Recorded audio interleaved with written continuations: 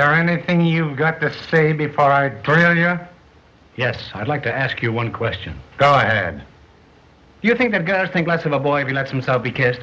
I mean, don't you think that although girls go out with boys like me, they always marry the other kind?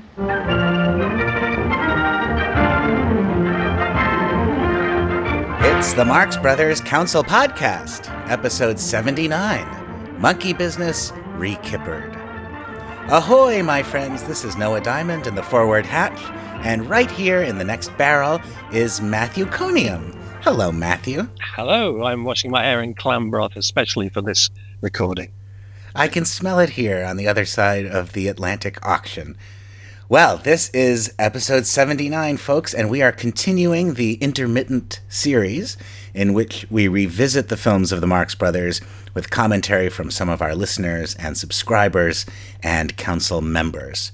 We've already given the first two films this treatment, with episode 73, The Coconuts Revisited, and episode 76, Animal Crackers Reopened. Well, sadly, that means we are now left with the remaining 11 Marx Brothers films, which, despite their high points, are disappointingly cinematic. However, the first three entries in this period of unmistakable decline are still pretty damn good. Monkey Business, Horse Feathers, and Duck Soup are more than good enough to hold our attention, and every once in a while, they even recapture the static, stage-bound magic of the first two films. Personally, my opinions about Monkey Business have been all over the place. Is it excellent, brilliant, magnificent, or merely wonderful? It's obviously the best of the three Paramount originals, and also the worst. It's the ultimate Marx Brothers film, although it lacks many of the key elements which are essential to Marx Brothers films. It's an apotheosis, it's an anomaly, it's, from one perspective, the most original thing the brothers had yet put on film, while from another, it reflects such a desperately empty tank that its structure is borrowed not from Broadway 5 years ago, but from Mr. Green's Reception 20 years ago. When I'm just thinking or talking about Monkey Business, it's easy to downgrade it. It sounds like a lesser entry. No Margaret Dumont, no songs, no character names, no satirical target, no position of authority for Groucho, no Kaufman, no Riskind, no Kalmar, no Ruby. And yet, when I actually see Monkey Business, including at a sold-out, riotous screening at the Film Forum in downtown Manhattan, introduced by our friend Adam Gopnik just 3 weeks ago as we record this, when I actually see the movie, I spend a good part of the running time thinking, oh, really? A lot of this is just about perfect, and just about as good as it ever gets. So I'm all over the place. Matthew, where do you stand these days on the question of Monkey Business? How are you feeling about it? Yeah, it's complicated because it is my first, so I do have that entanglement with it that I don't with the others, and I'm never sure, to what extent I'm running on that tank. But yes, I think it is close to perfect without being without kind of announcing itself in any particularly significant way. I think it's just sort of quietly perfect. I mean, I agree with you. It does have all those potential drawbacks that if you were just looking at it on paper, you would say, "Oh, I'm not so sure about that." Another one, of course, is the title. I think it's got an AI title, hasn't it? It's the least amusing of their menagerie titles. But yeah, I mean, funnily enough, I was reading, or not funnily enough, as the case may be, I was reading a book of essays on Ingmar Bergman the other day, and there was a piece by Woody Allen in which he says he divides Bergman's films into the absolute masterpieces and the ones that are merely superb. So I would say Monkey Business is merely superb. It really was quite an experience seeing it at the Film Forum a few weeks ago. And not the first time I've seen Monkey Business in a theater, including in that theater, with an enthusiastic audience. maybe it's because there's a sort of heavy downbeat cast just to the times these days, and the release we get from Laughing at the Marx Brothers is more welcome than ever. But that theater was hysterical. And I also had the pleasure of sitting next to a stranger who seemingly had never seen the movie before, or else had seen it before but was still so surprised by every gag that she just laughed uproariously at everything that happened. And that was quite profound, to sit next to someone enjoying it with such apparently spontaneous joy. And I thought, as much as my tongue-in-cheek commentary at the top of this episode suggested a preference for coconuts and animal crackers, I really did feel, sitting in that theater, like this was just about the best Marx Brothers experience I could have had that particular afternoon. And there's really a lot in Monkey Business that washes over you, particularly, I think, on repeated viewings. And stepping back from it or seeing it through the eyes of someone who's less familiar with it does highlight some things about it that are exceptional. And, although it's easy to point to all those things from the Marx Brothers formula that are missing, the fact that they are missing and that it is still so consistently great and so consistently representative of what the Marx Brothers did, maybe that suggests that these formulaic elements are not as important as we thought, that there is something to the Marx Brothers much greater than the template established in Animal Crackers and honored pretty faithfully in Horse Feathers and Duck Soup. Well, with that, good job, Noah. You just about made half our comments redundant. Well, that's all we have time for today. Yes, Bob makes an excellent point. It's enough babble out of us. How about a little babble out of you? We are going to listen to the commentaries submitted by our listeners and subscribers and members of the council group on Facebook. Our indefatigable editor and producer Bob Gassell has shortened these commentaries in order to reduce redundancies and keep the show moving along. So you may be hearing partial versions of comments submitted. Anything else we need to talk about before we get into these comments? Only that we will be posting them in full at a later point. Yes, as we have before, we will, not too long after this episode premieres, we will be sharing the full unedited commentaries submitted by listeners on our YouTube channel. All right. Well, Bob, who do we have first on the agenda? I think it might be Andrew Hawthorne. Hey folks, Andrew Hawthorne here from St. John's, Newfoundland in Canada. At least I am, unless we've been annexed by Fredonia at this point. But I want to put this out to the group, that Monkey Business is the best version of the Marx Brothers. And that's not to say that this is the best movie, but it's the configuration of the brothers I wish was true for all the other films. Here's what I mean by that. Monkey Business has everything you want. Groucho is fast-talking his way into and out of everyone's good graces. Chico has scenes both sparring with Groucho and scammy plots with Harpo. Harpo is on his own in some scenes, getting up to surrealist hijinks. And great scenes of all four of them together. But most importantly for me, and it's weird to say this, is Zeppo. I think it's obvious that he should have been the romantic lead in all the movies. Doing so immediately centers the brothers in the plot instead of having two parallel stories that occasionally intersect. And doing so isn't even that hard. In Coconuts, Oscar Shaw's Bob Adams claims to be working at the hotel. It's something we never see him doing, but we see Zeppo doing all the time. Similarly, in Animal Crackers, Zeppo is present at Mrs. Rittenhouse's home long before the brothers, and it gives him ample time to have been talking about his unappreciated painting skills with Lillian Roth, instead of quietly exiting each scene after holding the door open for Groucho. Monkey Business gets this right, and he does a fantastic job.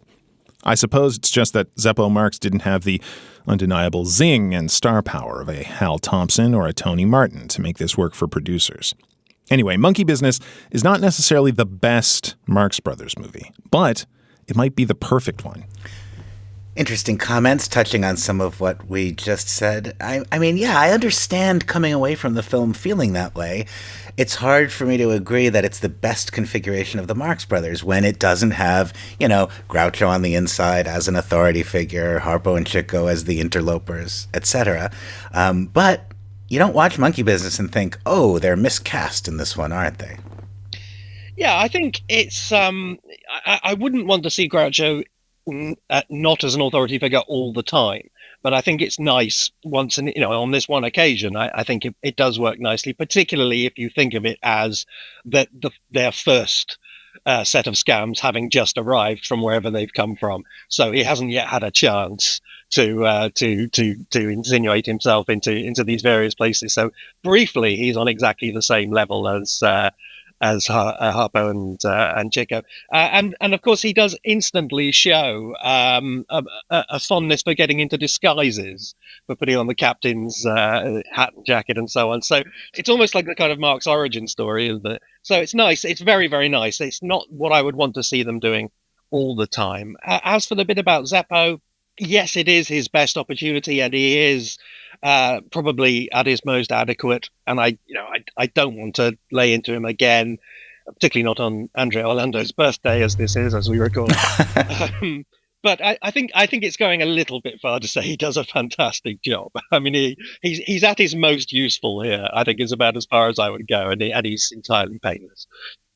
Yeah, it is. It's important to note too that the casting of the male ingenue roles in these films, as silly as it seems now, those guys were box office draws in their own right. People went to the Coconuts, in some cases, to see Oscar Shaw romance Mary Eaton, and, casting Zeppo in that role. It is true that as far as just the creation of art, Zeppo could have done that just fine, and it's true that the story already kind of leaves room for it.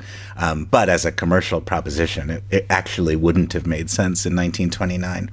I do think the business of Groucho's not in an authority role this time, it only goes so far. I mean, it's true, and that's one of the reasons why we keep saying it. But as you point out, Matthew, even though the story doesn't cast him in that kind of position, he, as a character, is constantly assuming that role, whether it's pretending to be the captain or just the way he sort of assumes a leadership role among his brothers. It's interesting how fundamentally Groucho's character is the same here, even though the story doesn't make him like the president of something. All right, I wonder what listener Larry Wilson thinks about Monkey Business. Hello, fellow Marxians. My name is Larry Wilson. Monkey Business will always have a special place in my heart because it is, in fact, the first Marx Brothers movie that I saw, or maybe didn't see, and I'll explain. At 60 years old, I am old enough to be one of that last generation that did not have cable TV. We had 3 channels, 4 if you count the hoity-toity PBS channel that no one ever watched. One of our local channels had but one Marx Brothers movie, and it was Monkey Business. I was just a little tight, and this movie would be shown seemingly to me once a month, and my father never missed an opportunity to watch it. It was an odd thing to listen from bed, a Marx Brothers movie.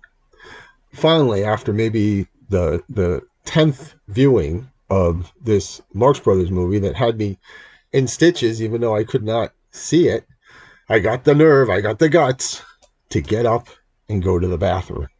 Well, as I cross the hall, there is this tiny little window of opportunity to see about 25% of the living room television. That's all you could see. So I'm walking across, and it's one of the scenes on the ship deck. And that is all I saw of this movie for years and years and years. And the next Marx Brothers movie I saw, and I was so looking forward to it, was Room Service. And I'm watching Room Service, and I'm saying, surely these aren't the same guys from Monkey Business. This is so different. I mean, it wasn't bad, but it wasn't great. It wasn't what I heard all those nights in my bedroom as a lad. Then finally, I saw Monkey Business on the screen for the first time, and it was a revelation. That was followed by Duck Soup, and then finally Animal Crackers, and then I got it, and I became a huge Marx Brothers fan. Well, after many, many dozens and dozens of origin stories, that's got to be one of the nicest of all, isn't it? Yeah, I suppose so. Very good, and a good illustration of how different it can be to see the Marx Brothers versus not seeing them. I must point out, though, Mr. Wilson, that if you had switched on the hoity-toity PBS station that nobody watched, you might have seen the Marx Brothers. I mean, their films have played on PBS a lot, and in 1982, the great documentary The Marx Brothers in a Nutshell, directed and produced by former podcast guests Joe Adamson and Robert Whitey, premiered on PBS, which I think that would have been right in the middle of your teenage years, Larry, if you say you're 60 now. So let that be a lesson to you. Sometimes it's in the grassy fields of the hoity-toity where you will find the most rebellious comedy. And it's interesting too, as well, isn't it, that so many of these origin stories aren't just, I was flicking through the channels and I saw them and I liked them and that was that. So many of them have this kind of weight of expectation already there. Like there's kind of, these films have got obsession already baked into them somehow. Yes.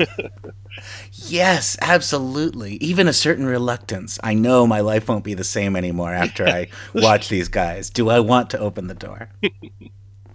Our next listener comments come from Mr. Peter Freeman. I first got to know the Marx Brothers when I was about 8 years old. It was the summer between 4th and 5th grade, and I was in summer camp. We were walking from the camp to the local community pool in Levittown here on Long Island, and our assistant counselor, who was maybe 15, 16 years old, was talking about the Marx Brothers. I had never heard of them, but he made it sound so exciting that I started checking out the listings in TV Guide every single week, and finally I saw Monkey Business. So I found it and I watched it and loved every second of it. I know you guys talked about your questions about whether the Punch and Judy scene were funny. I can tell you as a kid it was absolutely hysterical. I can also say that the movie was really very quotable. I know that there wasn't an art class where we were making crafts that went by, or normally if I got a haircut, that I wasn't saying a little snoop here and a little snoop there and getting strange looks from my classmates. I also got in trouble a few times, and I have a feeling I'm not the only one. I'll bet you there's at least one other listener that might have the same experience, where I walked in and there was an argument going on, and I just stood there and went, your turn, your turn, your turn. And, you know, people didn't necessarily like that, but I had a great time. I became an adult and became a musician, trombone player, and a high school band director. And then finally a district music and arts director. And I was able to use the Marx Brothers as a teaching tool. For example, a very simple one, I showed a movie, and I forgot which one it was, but I compared the Marx Brothers movie to a symphony. Symphony has 4 movements, and if you take a look at Monkey Business, well, we thought of the 4 movements. The first one would be them running around, just being stowaways on the ship. The second one, still on the ship, but they're now with the gangsters. The third movement's very easy. It's the party scene, and of course, the fourth movement would be the barn scene. I really think that was helpful, and that's in addition to the obvious musical abilities of all 4 of the gentlemen. You know, there are people that say that the end of the movie isn't that great, and I have to disagree. And for me, it's the airplane effect. You know, I remember seeing the movie Airplane, and here's an hour-and-a-half movie, and the last half hour, I didn't laugh. And it wasn't that it wasn't funny, but I was just exhausted from laughter. I just couldn't laugh anymore. So the same thing happened with Monkey Business. That first major section of the movie is so funny that you get to the party scene, and I'm still laughing, but I'm starting to get exhausted, that by the time we get to the barn, it's hard to laugh anymore. But when I watch the movie starting at the end of the party at the beginning of the barn scene, I realize there's a lot of really wonderful stuff there. And that's where my favorite line of the movie is. It's right after Chico says, Well, it's better to have lost and lost than never to have lost at all. Nice work. I don't know if Nice Work was part of the script or if it was just Groucho talking. I love to think that it was a scene that they had trouble recording and that they had to do several times because having loved and lost is really hard to say.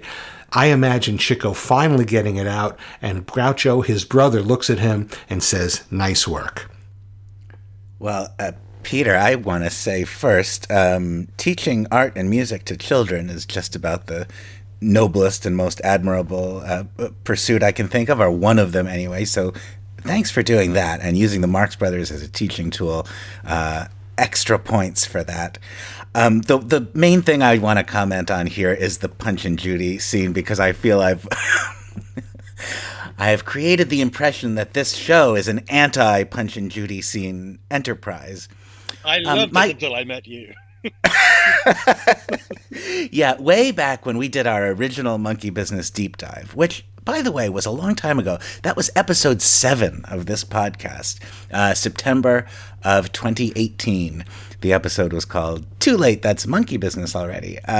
And it's a good episode. Anyway, on that episode, I explained that I wasn't so crazy about the Punch and Judy scene. And I'm not so crazy about it. But I just want to clarify here that I'm talking about the scene as a result of watching the movie over and over again on repeat viewings. You know, there are most of the comedy scenes in Monkey Business I have an endless appetite for. I could watch it every day and enjoy them. That Punch and Judy scene, though, I'm done with. I'm done laughing at it. I'm not gonna find it funny anymore. Therefore, what I'm left with is that it's very noisy. It's a lot of high-pitched, grating children screaming on the soundtrack. And then the kind of logical fallacy of where's the puppeteer? All those questions start to emerge if you're not laughing anymore. That's all. It doesn't withstand repeated viewings the way some of the other material does, but I'm not, against it. I wouldn't want to cut it out of the movie. I don't intensely dislike it. All right, Matthew, that's enough out of me. Well, just to add to that, then, yes, the thing about nice work, which I think some of the other, at least one of the other people who submitted their recollections also picks up on, is a lovely moment. It's one of a small number of moments, I think, when they subtly kind of endorse each other, and it's always lovely to see. Yeah, Groucho and Chico congratulating each other on especially that kind of punning humor. I feel like that happens more often in the films. Maybe it doesn't, but it just makes an impression on me when it happens here. Yeah, it happens notably, I think, in the duck soup trial scene. Right. Yes, definitely. We did it, and I'll say she is a lot. Matt Roper and I were, maybe excessively, we would shake hands after a joke like that because it was irresistible. Nice work. The end of the film, we might say, the end of Monkey Business is something that a lot of our commentators have commented on, and it is a point of controversy. I'm sure we'll address it more in this episode, so I won't say too much about it now, except to make a distinction between criticism of the final sequence of the movie and criticism of the very final moments of the movie. You may dislike both of those things, but I think some of the criticism of the ending is really just about the very last gag. Hey guys, let me throw something in here. He mentions that it's much more enjoyable if you start watching at the end portion of the film, and I was thinking, under what circumstance would somebody be doing that? And finally, the answer came to me. Do you guys know? In cinemas at the time, people used to do it all the time. They just used to wander in and pick it up. But I guess that might be an answer. Could be that. Or maybe they have one of the, Super 8 films. Bingo. Yeah. There were 2 clips from Monkey Business that came out. One was called The Stowaways, which focused on the shipboard antics, and one called Monkey Business, which basically starts with the party scene and goes to the end fight. So maybe that's what he was referring to. Our next commentator, here is a very familiar voice to all of us.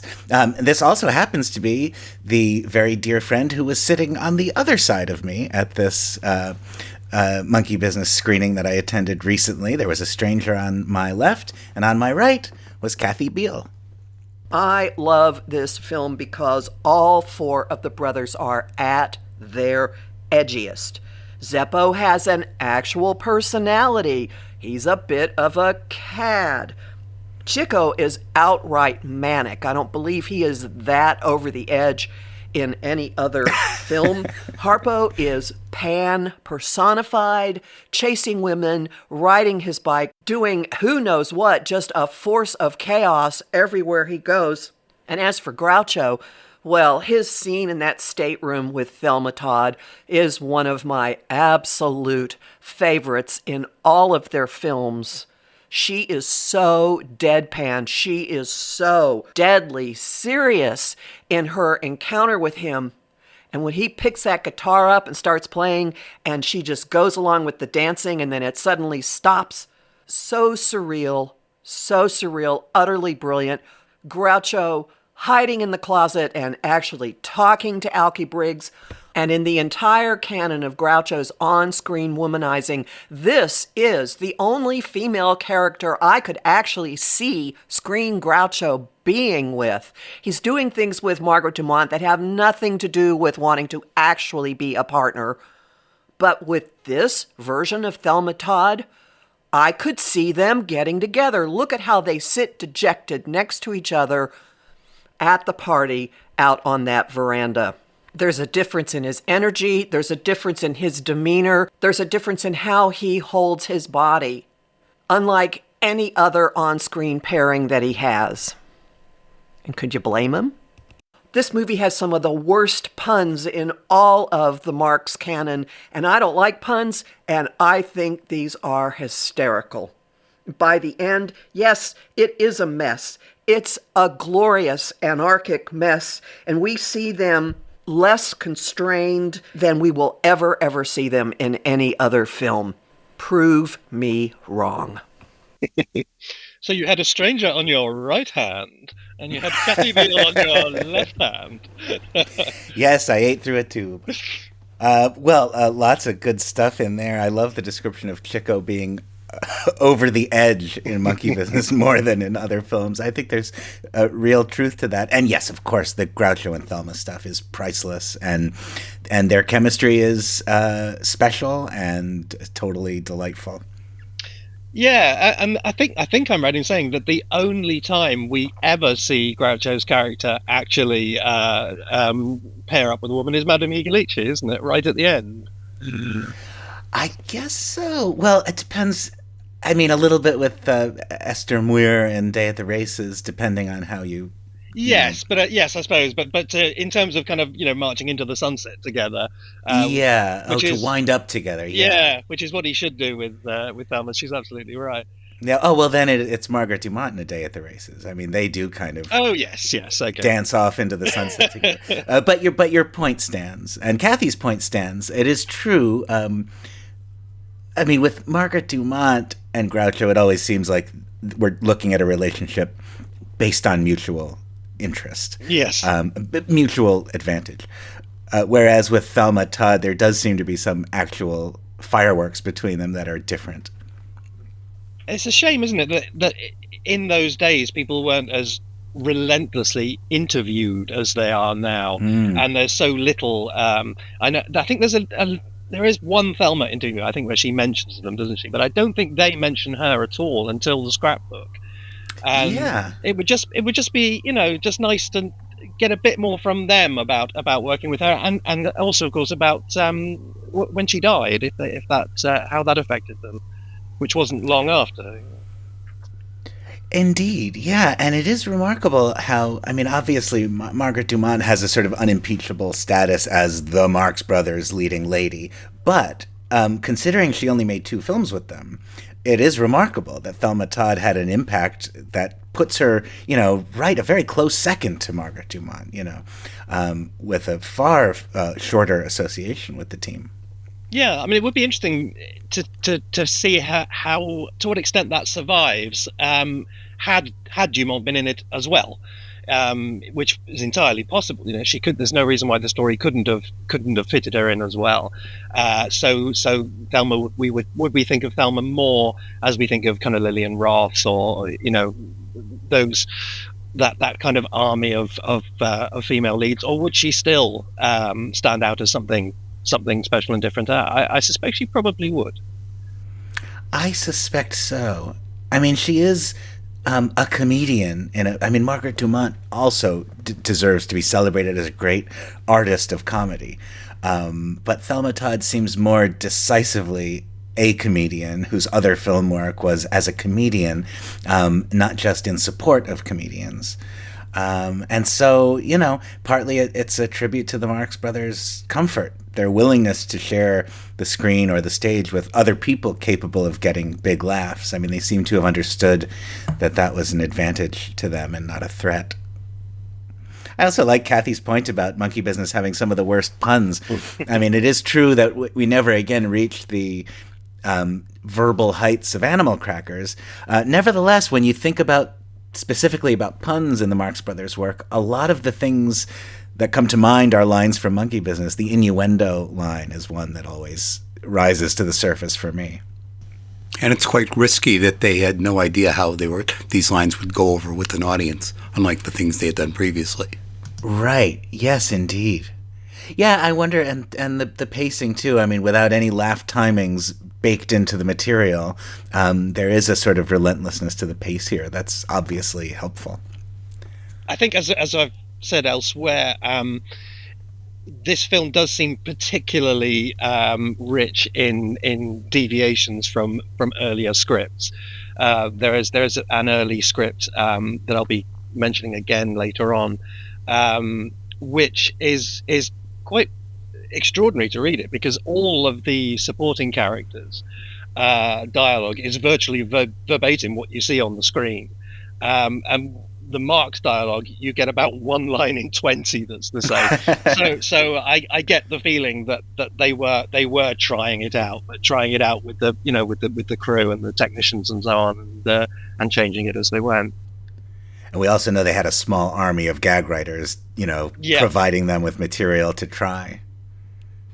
All right. Well, our next listener comment is from Scott Ratner.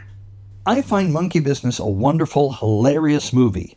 And that's a bit of a mystery to me, because in theory it seems to have several strikes against it.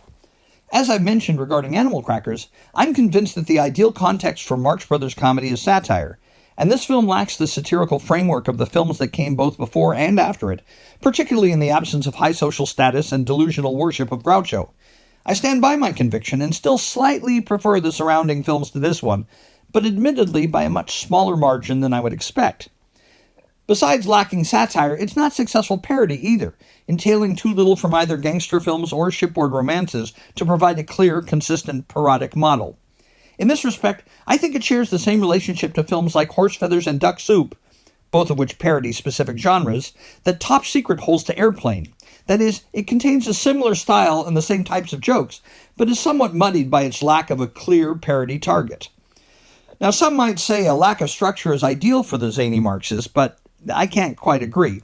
After all, their comedy is largely based in rebellion, and structure, like authority and pomposity, provides something against which to rebel.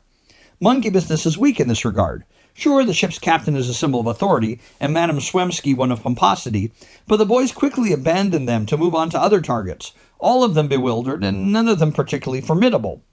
The film also lacks both the Kaufman-Riskin and Kalmar-Ruby combines, clearly key contributors to earlier and later Marx successes. So why does Monkey Business still work so well? Well, advances in cinema technology surely helped, but I think later MGM's films prove that's no guarantee. No, I think the primary reason is that, realizing how much they were up against it, the creative team of Monkey Business simply tried harder. Not in a desperately eager Eddie Bazell-era Groucho way, but just a firm commitment to give this one everything they had. And despite a central conceptual weakness, this film demonstrates better than any other their unique defiance of normal human motivation. As others have noted, any other film casting comedians as stowaways would derive its humor from their less than effective efforts to avoid discovery. Even A Night at the Opera, for while And Two Hard-Boiled Eggs might not be a very savvy attempt at concealment, it's still humorous ineptitude rather than purposeful provocation. The glory of Monkey Business is that they're deliberately asking for trouble, and in doing so, they're funny even before they show up. Their caterwauling in harmony is hilarious, but it's just a topper to the genuine laugh already engendered from the explanation they're singing Sweet Adeline. Elsewhere, this film's assets include the legendary Frenchie Marx, the great Frederick Sullivan in ironically the least Gilbertian of the Paramount Marx films, the three Bantam BBs of 1930 cinema, Billy Bletcher, Billy Barty, and Bobby Barber, and the one Marx Brothers shipboard manicurist selflessly willing to forego mystery and mystique. No, she may not be the subject of endless speculation, but I personally find Monkey Business's Evelyn Pierce more attractive than A Night at the Opera's Maria Rossiter. Had to go there for a second, didn't I? But I do think Evelyn Pierce is a peach, and also attractive is the likable but rather unremarkable Ruth Hall, who in just over 1 year's time found herself in Monkey Business, The Blessed Event, One Way Passage, and The Kid from Spain, like a lucky Forrest Gump of the pre-code era. I'd say my personal least favorite thing about Monkey Business is Harpo's particularly savage haircut, which for me doesn't provide the humorous contrast with his sometimes wild behavior that soft curls do. And my favorite moment in the film is probably Groucho's low-key delivery of "nice work" after Chico's loft and lost pun, demonstrating an admiring appreciation of his brother's ability to be almost superhumanly unhelpful. It's a beautiful thing. And while I'll gripe that the last moments of Horse Feathers has nothing to do with either college or football, I find the final, admittedly lame button of this film somewhat fitting of its quirky, shapeless structure, like an idea being abandoned in the middle of a... Yes, very, very good point about them asking for trouble. They're always at their best when they have a genuine specific aim and then go about it self-defeatingly. That's always a recipe for them at their best. The Florida Medical Call being a good example in an otherwise fairly dry film. In terms of the gangster parodying not being particularly strong, yes, absolutely. But for some reason, and I don't know why, there was a lot more of that originally, and it got toned down. Andy Marx said in a lecture once that Horse Feathers was originally going to be a kind of a sequel with lots of gangster stuff going on, and the decision was made to tone that down because of the Lindbergh baby kidnapping. But that obviously hadn't happened yet here, so I don't know why. But it is very much the case that there's a lot of gangsterish stuff in the early scripts that got changed for some reason. Scott Ratner has made so many points here that I sort of made in the opening comments of this episode, but Scott has made them so much better than I did, so much more insightful and articulate that I needn't belabor any of those excellent points except to thank Scott for putting them into words so nicely. One point I want to make about the question of gangster parody is that we've often considered the gangster parody elements in Monkey Business to be a pretty certain way of identifying the contributions of S.J. Perlman. And of course, there's a lot of interest in what exactly did Perlman write here. But one of the things I really learned during my long trip around the block with I'll Say She is that Will B. Johnstone also specialized in gangster parody. And, you know, just as much as if you read Perlman, you find plenty of that kind of satire of that sort of hard-boiled dialogue. And there's a lot of stuff you could quote from Perlman's essays and put it right next to, like, the Alki Briggs confrontation in Monkey Business and say, well, yeah, there's obviously some authorial consistency here. But then when you dig through the newspaper columns of Will B. Johnstone, you find a lot of the exact same kind of thing, making fun of the sort of Damon Runyon-esque argot of Broadway gangsters. So, not so fast on the Perlman attributions. All right. Now, the next listener who was thoughtful enough to send us some comments is identified on this list as Matt from Bristol. That's what he insisted we call him. Your guess is as good as mine. So I just want to be clear. None of these other commenters are from Bristol, right? And I should add that Bristol is about 12 miles or half an hour or £2 on the bus from me. All right. Fair enough. What a movie Monkey Business is. From my point of view, this was where the Marx Brothers had hit their peak. Following the cinematic animal crackers, which to me, the first two scenes were unfunny and the rest of the film was forgettable, to then come out with Monkey Business, what an upgrade. I would sum this film up by saying it is a marathon of jokes. For many years, Monkey Business was my favourite, and I'd gone as far as to say that it was the best Marx Brothers film. Whilst I can't be 100% sure about that now, it's definitely in the golden trio, Monkey Business, Horse Feathers, and Duck Soup. I'm giving it a 10 out of 10, A+, 100% rating. I'm looking forward to watching it again with my dad and my brothers. Well, Matthew, since you live nearby, perhaps you can answer this question. Is there something about the air or water supply in Bristol that might cause such an ungenerous appraisal of animal crackers? And the confidence as well. It's a bit like somebody saying, well, you've got such lovely children. It's amazing because you've got such an ugly wife. Well, I hesitate to even guess what trouble he's having with with animal crackers, that from Bristol. But in terms of the comments on monkey business, I think it is pretty much a gag machine, isn't it? And possibly the reason why people think it tends to tail off in the last 15 minutes or so is simply because that it just sort of slows a little. It's still. I think there are more jokes towards the end than you maybe remember. That is very true. Yeah, and I agree with Matt from Bristol that Monkey Business is dense with jokes, and it is excellent. Anything less than an A or an A+ just feels a little stingy.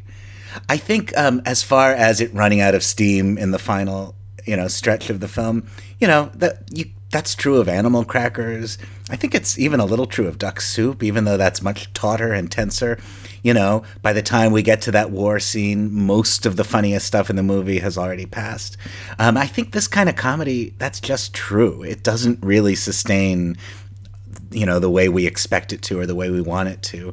I'm paraphrasing a little bit, but, Joe Adamson says something wonderful in his book about, that a movie where the whole point is that it's going nowhere feels pretty sheepish about itself by the time it arrives nowhere. And, that's very true.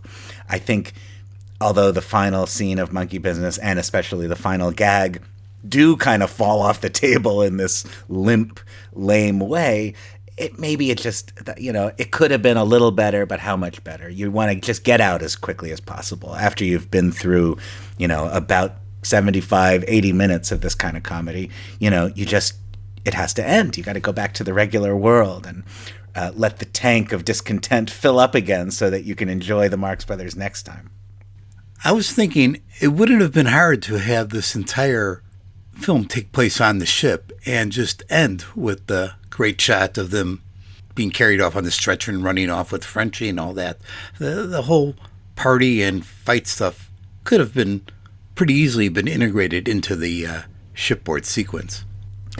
Yeah, it's true. It does feel like the movie is kind of over after they get off the ship. But it is surprising how much good stuff there is in the party scene after that. It is also surprising how much movie there is still ahead when they get off the ship. That's always a little disconcerting, isn't it? You think of it as a movie that takes place on a ship. Yeah, I think Bob makes a good point there. I mean, it's just, unfortunately, they came up with a brilliant ending, and it's 2/3 of the way through the film. I mean, it is just an absolutely perfect ending, and it's a bit like the producers after the play. Yes. There's nothing wrong with it, but you've seen the play now, so who cares? Very good point. Yeah. Our next comment comes from Jeffrey Ford, a creator of the Assembly Line. Hi, guys. This is Jeff Ford from Terre Haute, Indiana. Infamous as the man who loves the big store and isn't afraid to admit it. I'm a big Marx Brothers fan, and Monkey Business is my favorite Marx film. My question is, even though I think the film is great as it stands, do you think it would have been even better had they found a way to shoehorn Margaret Dumont into it? For example, she could have been another passenger on the ship that Groucho would periodically run into along with Thelma Todd, because there's no way I'm going to lose Thelma in the film. Also, I think Maggie could have easily played the woman whose husband is getting a divorce as soon as he recovers his eyesight, or even the woman at the party who will fit Groucho's ring because he got it from the nose of a savage. Do you think that would have worked in the film, or would it have been too much of a good thing? I mean, you could imagine Margaret Dumont in one of those roles. She would have executed that role beautifully, obviously. Either of those, dignified ladies Groucho insults in Monkey Business. But I think that crucial to the Margaret Dumont thing and to the greatness of her interplay with Groucho is the idea that she is his romantic opposite. You know, she is the leading lady in his story. And I think just giving her effectively a cameo in which Groucho bounces a few jokes off her wouldn't really feel like them doing what they do.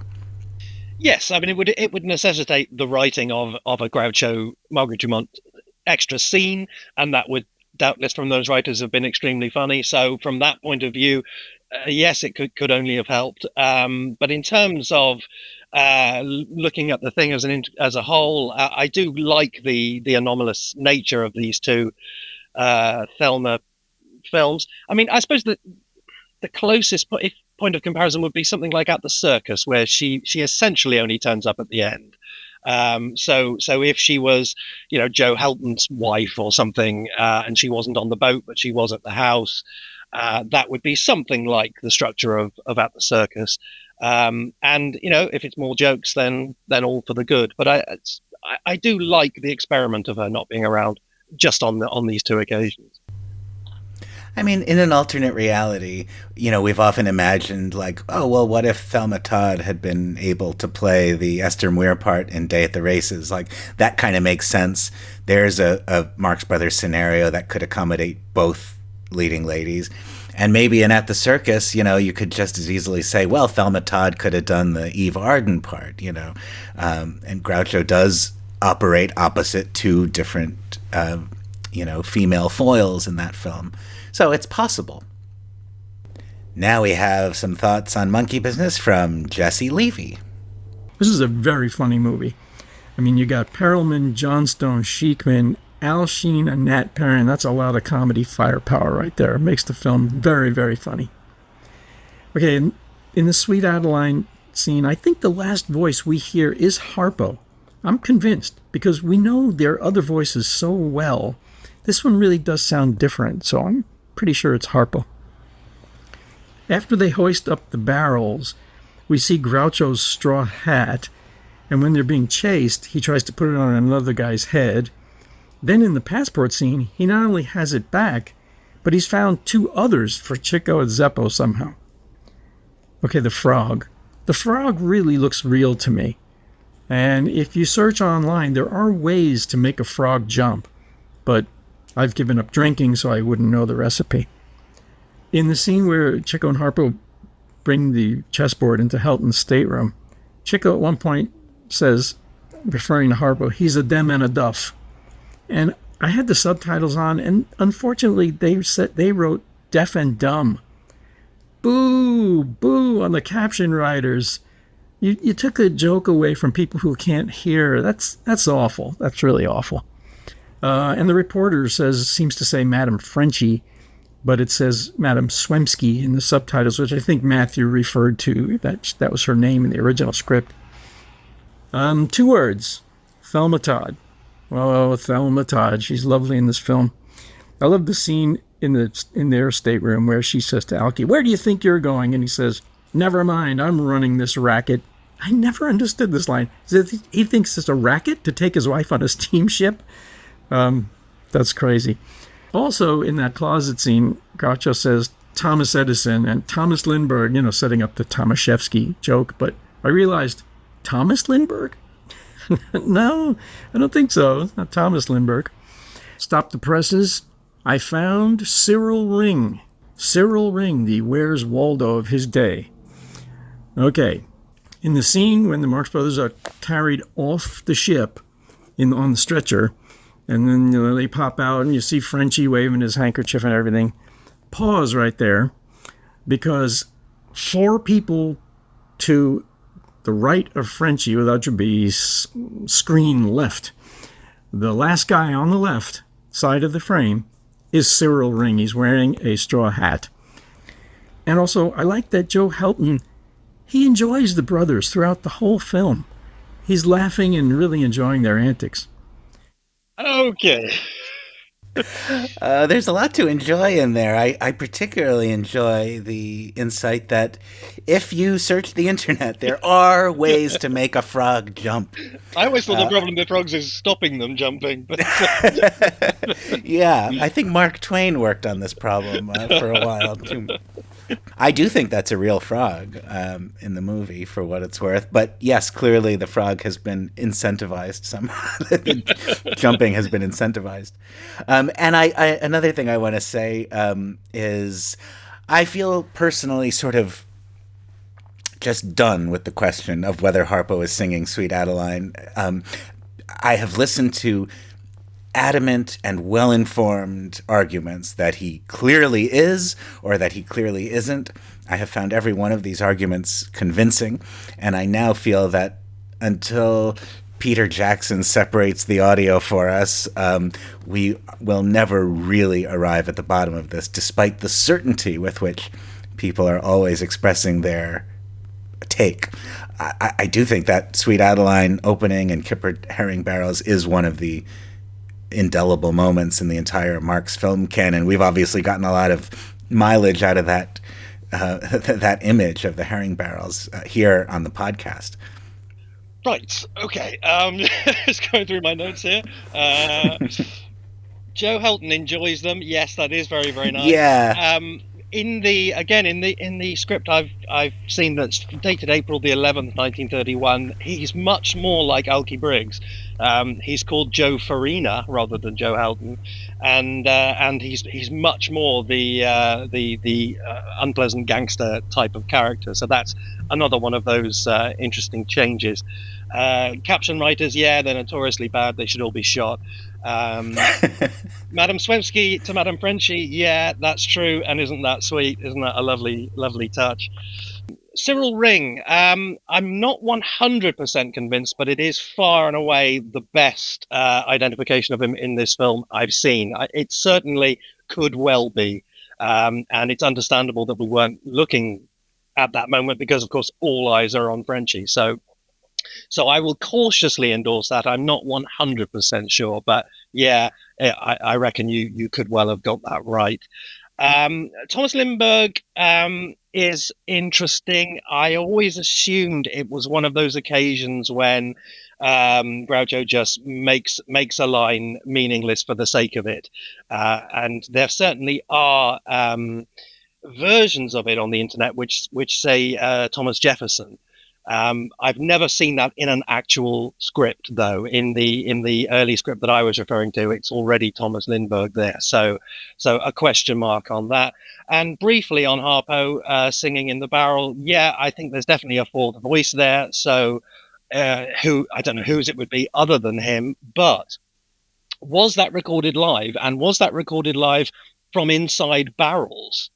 And were they genuinely crouching inside barrels, or was there a hole in the floor and they were kind of stood? I've no idea how that scene was recorded. It seems odd to smuggle microphones into the barrel, but I don't know how else it was done. Maybe Bob knows. I ain't telling. That's a great point, Matthew. I've never thought about that. It does seem very unlikely that they were mic'd inside the barrels. It also seems unlikely they would bother to sing that live when they didn't have to. And that is an interesting dimension of the questions around that musical number. But I do think when the barrels are lifted up on the ropes, we kind of see it seems clear that they actually are inside those barrels, at least in that moment. And was Groucho actually shaving inside the barrel? All right. Well, guys, do you have any comments about Monkey Business from one of Hollywood's greatest screenwriters? Yes, we do. Here's Scott Alexander.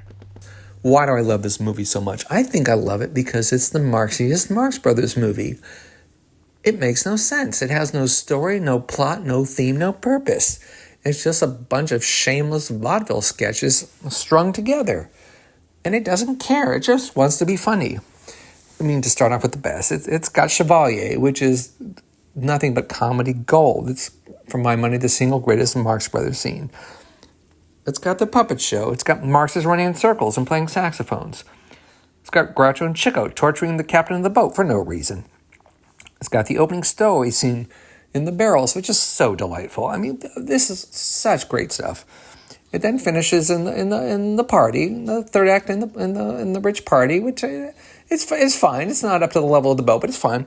But then things take a grim turn in those last 10 minutes, and we end up in the old barn. And I just want to know why. People behind this podcast, tell me why this happened. We got Herman Mankiewicz, who knows what he's doing, running the show here. We got Norman MacLeod. We got S.J. Perlman, Will Johnstone, Arthur Sheikman. These people know how to write funny shit. Why did they give up on life and just end up with a fist fight in an old barn? This is like something you'd have in a Bowery Boys finale or Little Rascals. I mean, for God's sake, this isn't how Marx Brothers movies are supposed to end. It's just drudgery. And then, oh my God, then poor Groucho getting saddled with the saddest closing line in the history of the family. I'm looking for a needle in a haystack. I don't know how he delivered that line without breaking into tears. So if anyone wants to figure out why the movie ends this way, I'd love to know. Other than that, the movie is pure delight. Thank you. I'm going to jump in here for a second. Mm-hmm. I'm sure I've read somewhere that the scene did go on for a while, but they didn't like anything that happened later on, so they just decided to arbitrarily just end it with Groucho's line, and it was never intended to be the final line when they were shooting. But and actually, you could see that the scene does seem to be going on as the film fades out. So possibly, yeah, that makes sense to me, but I don't know that. Is the earlier draft that you're referring to, Matthew? Does that end with the haystack line? No, it doesn't. And this is my answer to Scott's question of why it happened this way. The last scene is the most compared to the April the 11th script that I was looking at. It's the most notable part of the film to have suffered from toning down the gangsters. As we know, the film was originally, or at one point, was called Pineapples, which is a slang term for hand grenades, which is why Zeppo in House That Shadows Built says there, this is not monkey business, nor is it pineapples. Joe Heldon was Joe Farina, etc., etc., etc. So this final scene, originally, or in the script that I've seen, takes place not in an old barn. It takes place in a waterfront warehouse that is Elkie Briggs's bootlegging factory. And there's a lot of quite elaborate visual comedy in it.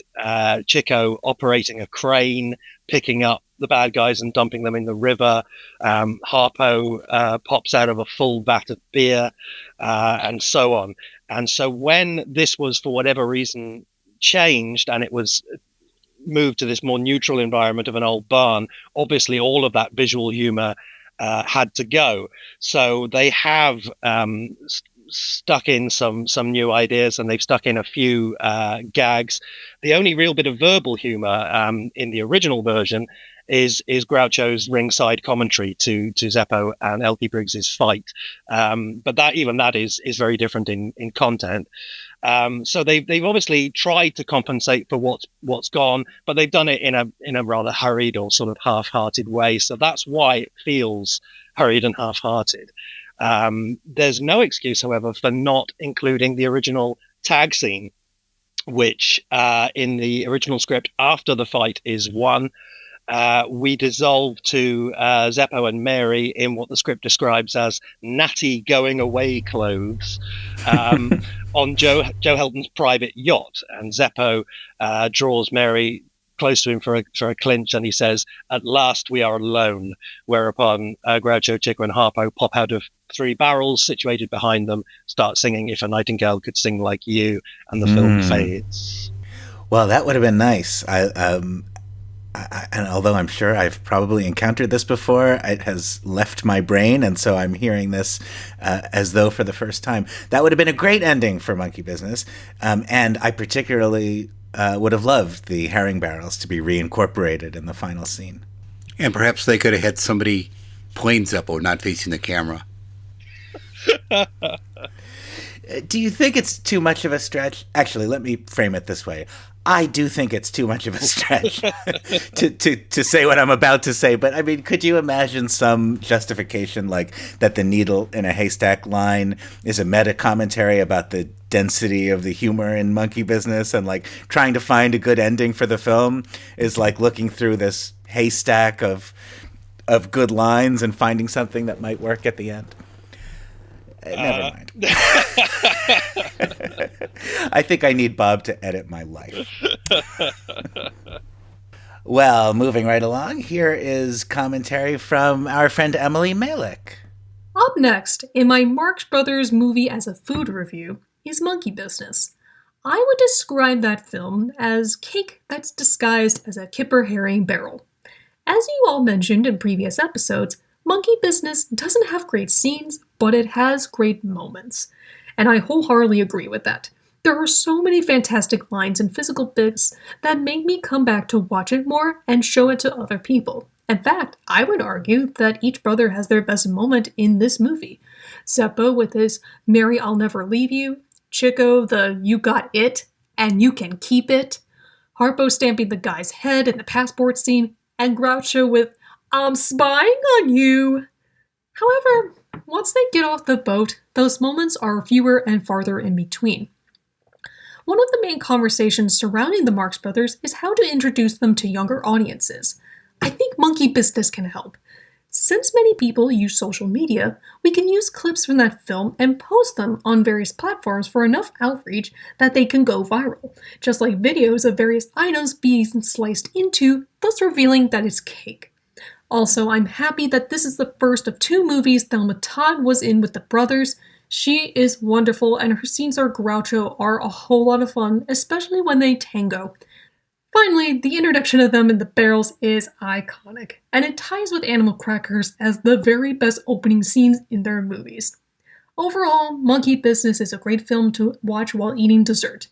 There's not a whole lot of substance to it due to the lack of great scenes, but it certainly makes up for it by the moments that could go viral under the right circumstances. That's interesting stuff. Yeah, I think I haven't thought of it that way before, and I'm just mulling that over. Is it true that Monkey Business is richer in great gags than it is in great scenes? And although at first that doesn't necessarily feel true to me, the more I interrogate it, the truer it seems. I mean, I can think of scenes in Monkey Business that I do think are great scenes. Groucho's confrontation with Aki Briggs in the stateroom leaps to mind. So does the Chevalier passport business at the end. But yeah, there is some truth to it. I mean, there's a lot of stuff in the movie that I think is great. But I guess it is more along the lines of individual gags or collections of gags that don't quite add up to scenes. I love when Groucho slides down the staircase and bullies the captain, "Are these your gloves?" That bit. Great little minute or two of film, but does it add up to a scene? I don't know. I think that's the main reason why you can tell without having to know that they've moved to Hollywood now. I think, I mean, this will sound an incredibly subtle distinction, but to me, it has scenes rather than sequences. It just has a series of short envelopes for gags rather than sketches. And now, thoughts on Monkey Business from Ben Urish. Greetings, fellow podcast members. This is Ben Urish. I'm an academic type, and I have gotten to teach a university-level class on American screen comedians a few times. And when I have done that, the Marx Brothers film I've used is Monkey Business. The real thing I wanted to bring up was the veranda scene with Thelma Todd, where Groucho is crawling along the railing and meowing like an alley cat, some tomcat on the prowl. All right, there's an episode of You Bet Your Life where Groucho does that meow, and I believe it's directed to a female contestant. I could be wrong about that, but he does do the meow bit. It gets a pretty good response from the audience. And then Groucho says something along the lines of, "That got such a big laugh, I better admit I stole that from Bobby Clark." Well, okay, I would assume he wasn't referring to stealing it then in the 1950s. He must have stole it in time for Monkey Business, right? So Clark and McCullough were on Broadway in the mid and late 1920s, as were the Marx Brothers. So perhaps it's from something around then. Very interesting. Yeah, I don't know. I want to say first, to Ben. As always, extra points and extra love for teachers who include the Marx Brothers in their teaching. Thank you for that. Yeah, You Bet Your Life in general is so full of moments that we remember, and then we think, where was that? What episode? And there are many moments in my head that I know I've seen on You Bet Your Life, but I can't find them, and that makes them hard to refer to and incorporate into our Marx Brothers scholarship. That sounds interesting. I don't have an answer to the Bobby Clark question, and I don't recall seeing Groucho do the cat sound on You Bet Your Life, but I believe you, and if anyone stumbles upon that, please let us know. And I want to say, damn you, Ben Irish. I don't care if you're a teacher. I've spent the whole weekend chasing this sodding cat thing. Basically, yeah, I couldn't find the You Bet Your Life clip, and I couldn't find any evidence of Bobby Clark doing that. I did find the soundtrack of a film called The Millionaire Cat that they made, admittedly in 1932, but it could have been based on an old sketch that is absolutely full of cats. But no sign that I could see of Bobby Clark impersonating one. So yeah, we have to throw this open to our listeners. Many of you, I'm sure, will be much more familiar than I am anyway, with Clark and McCulloch. So please get in touch and tell us about him doing cat noises or anything similar.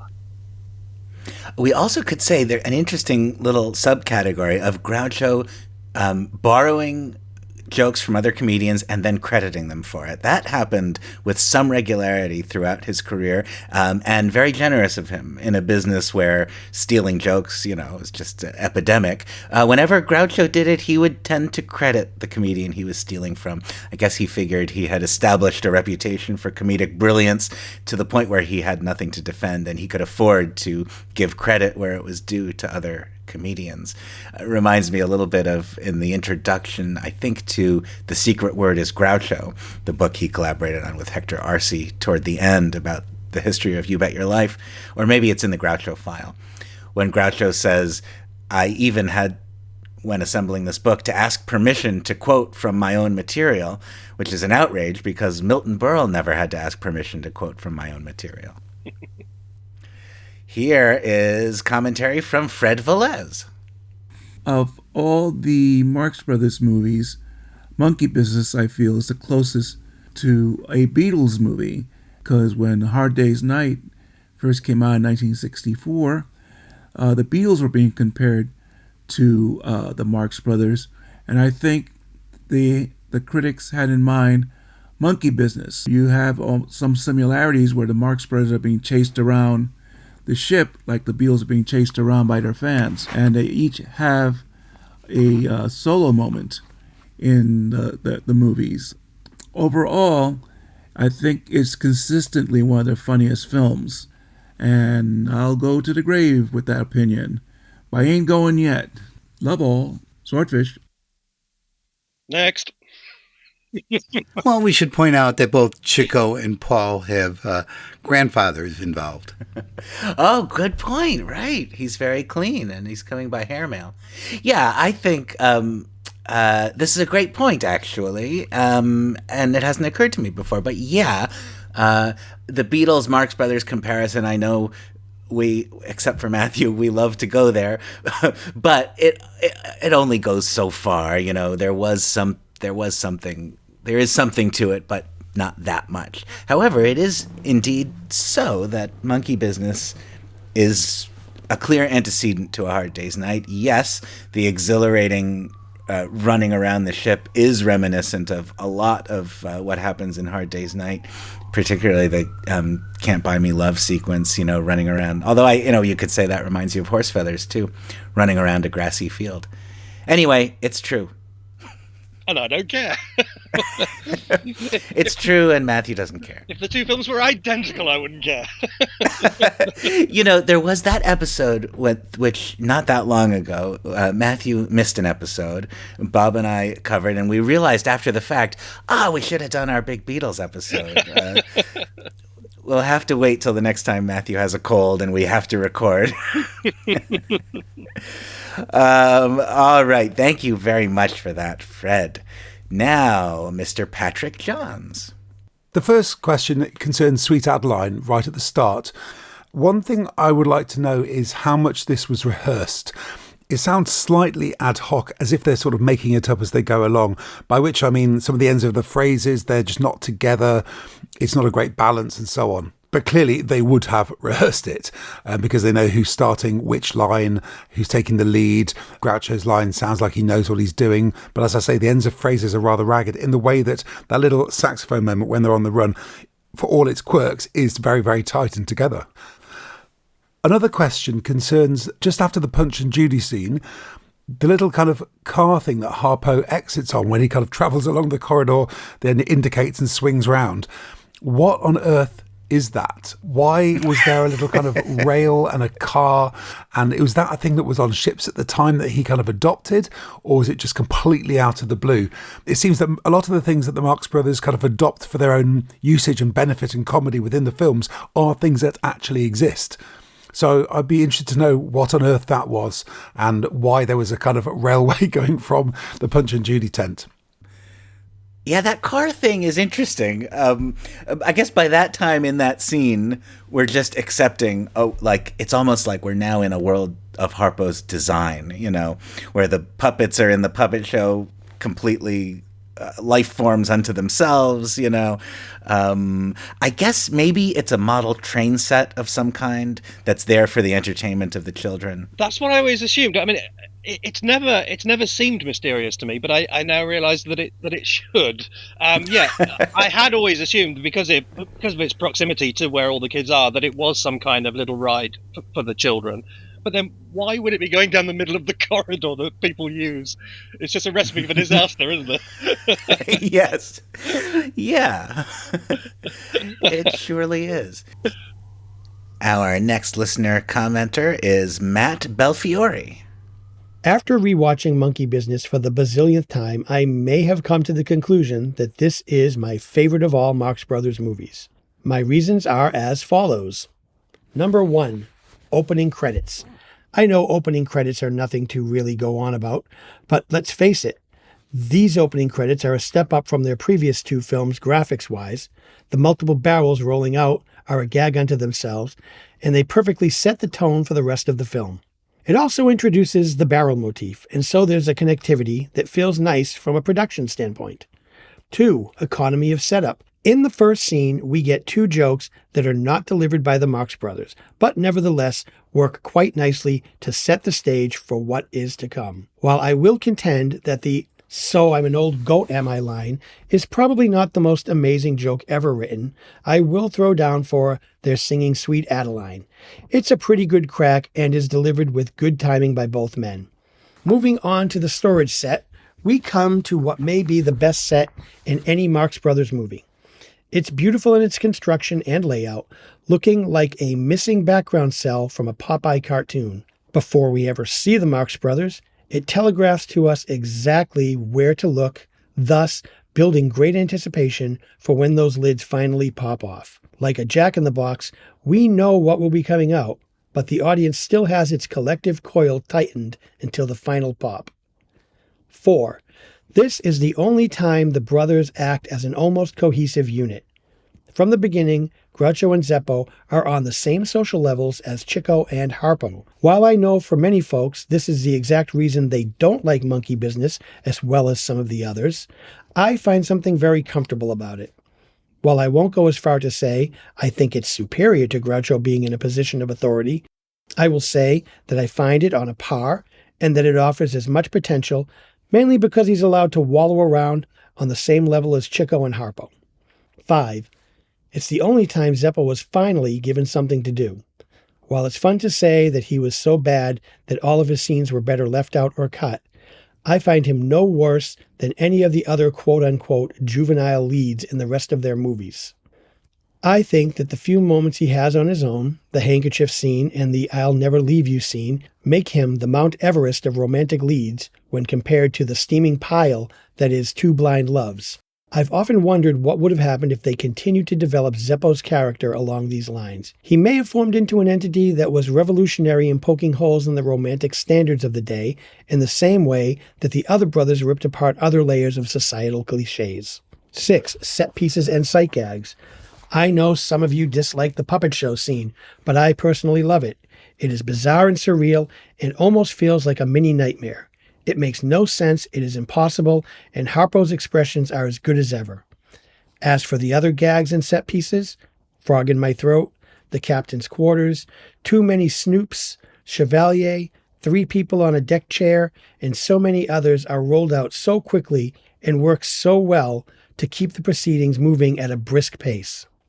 7. The musical numbers. Both Harpo's and Chico's musical interludes are quick and begin with humor. Harpo, emerging as the harpist's arm, is one of my favorite things in all of Marxdom. It is perfect Harpo insanity that this woman does not know he is her right arm until he reveals his face. Likewise, Chico's battle with the rest of the band before launching into his solo is a nice segue. 8. Thelma Todd, ! It may be blasphemy, but I just might prefer Thelma Todd over Margaret Dumont. I know, I'll give you my address and you can come around and kill me when you have the time, but hear me out. There is a real and different sort of chemistry going on between Groucho and Thelma. While Margaret Dumont's standard response to all things Marx is to huff and shock and throw down a, well, I never look, Thelma glibly bounces through the proceedings with her own brand of playfulness and silliness, matching Groucho line for line. I do believe that if it hadn't been for her untimely death, that she would have become one of the biggest names in early Hollywood. 9. While the ultimate finale does lack some punch, besides all of the ones being thrown, I will argue that it is better than what we get in Horse Feathers. I find Groucho's lines to be funny enough, Harpo's Napoleon stuff to be cute, and Chico's Carnival Barker shtick palpable. The only thing I wish was that they had added Thelma Todd to the mix somewhere.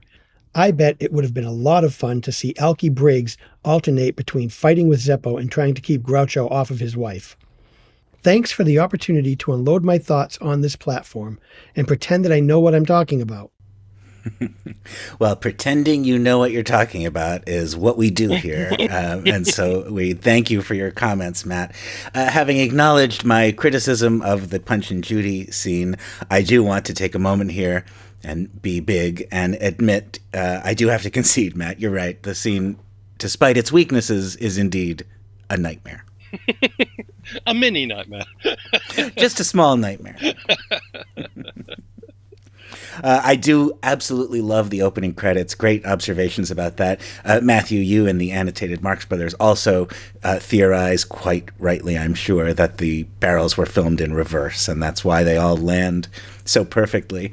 I love, as some of our commentators have noted, that you can see the secondary credits on the other side of Zeppo's barrel. It just proves that they really did this. You know, there's not much Hollywood magic. They just painted those barrels and rolled them down a track. I love that. And I also love the captain's line, "So I'm an old goat, am I?" for reasons that I need hardly explain. Yeah, I agree. It's the best credit sequence. The credit sequences, by and large, are not all that great. I think that one is terrific. I like Horse Feathers. I like Room Service. The rest, I think, are either just nothing much, or a bit unpleasant, as some of the later MGM ones are with their ugly fonts and things. We've touched on a lot of this already, haven't we? We've done the social levels. We've done Thelma. We've done Zeppo.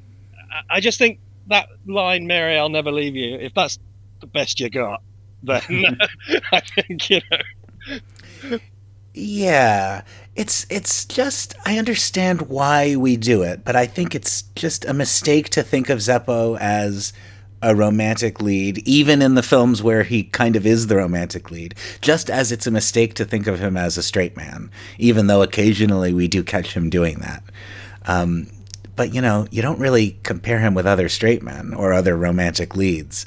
Yes, if there was a comic place for Zeppo in the act, having him be a sort of parody of the romantic leading man might indeed be the direction it could have gone in, but in Monkey Business and Horse Feathers, it doesn't go decisively enough in that direction for me to say that doesn't feel like a nascent feature of the act, that if only they had brought it out more. I think today we find the other male leads, various degrees of unwatchable, and we are fascinated by Zeppo, and it makes us want to see him instead of them.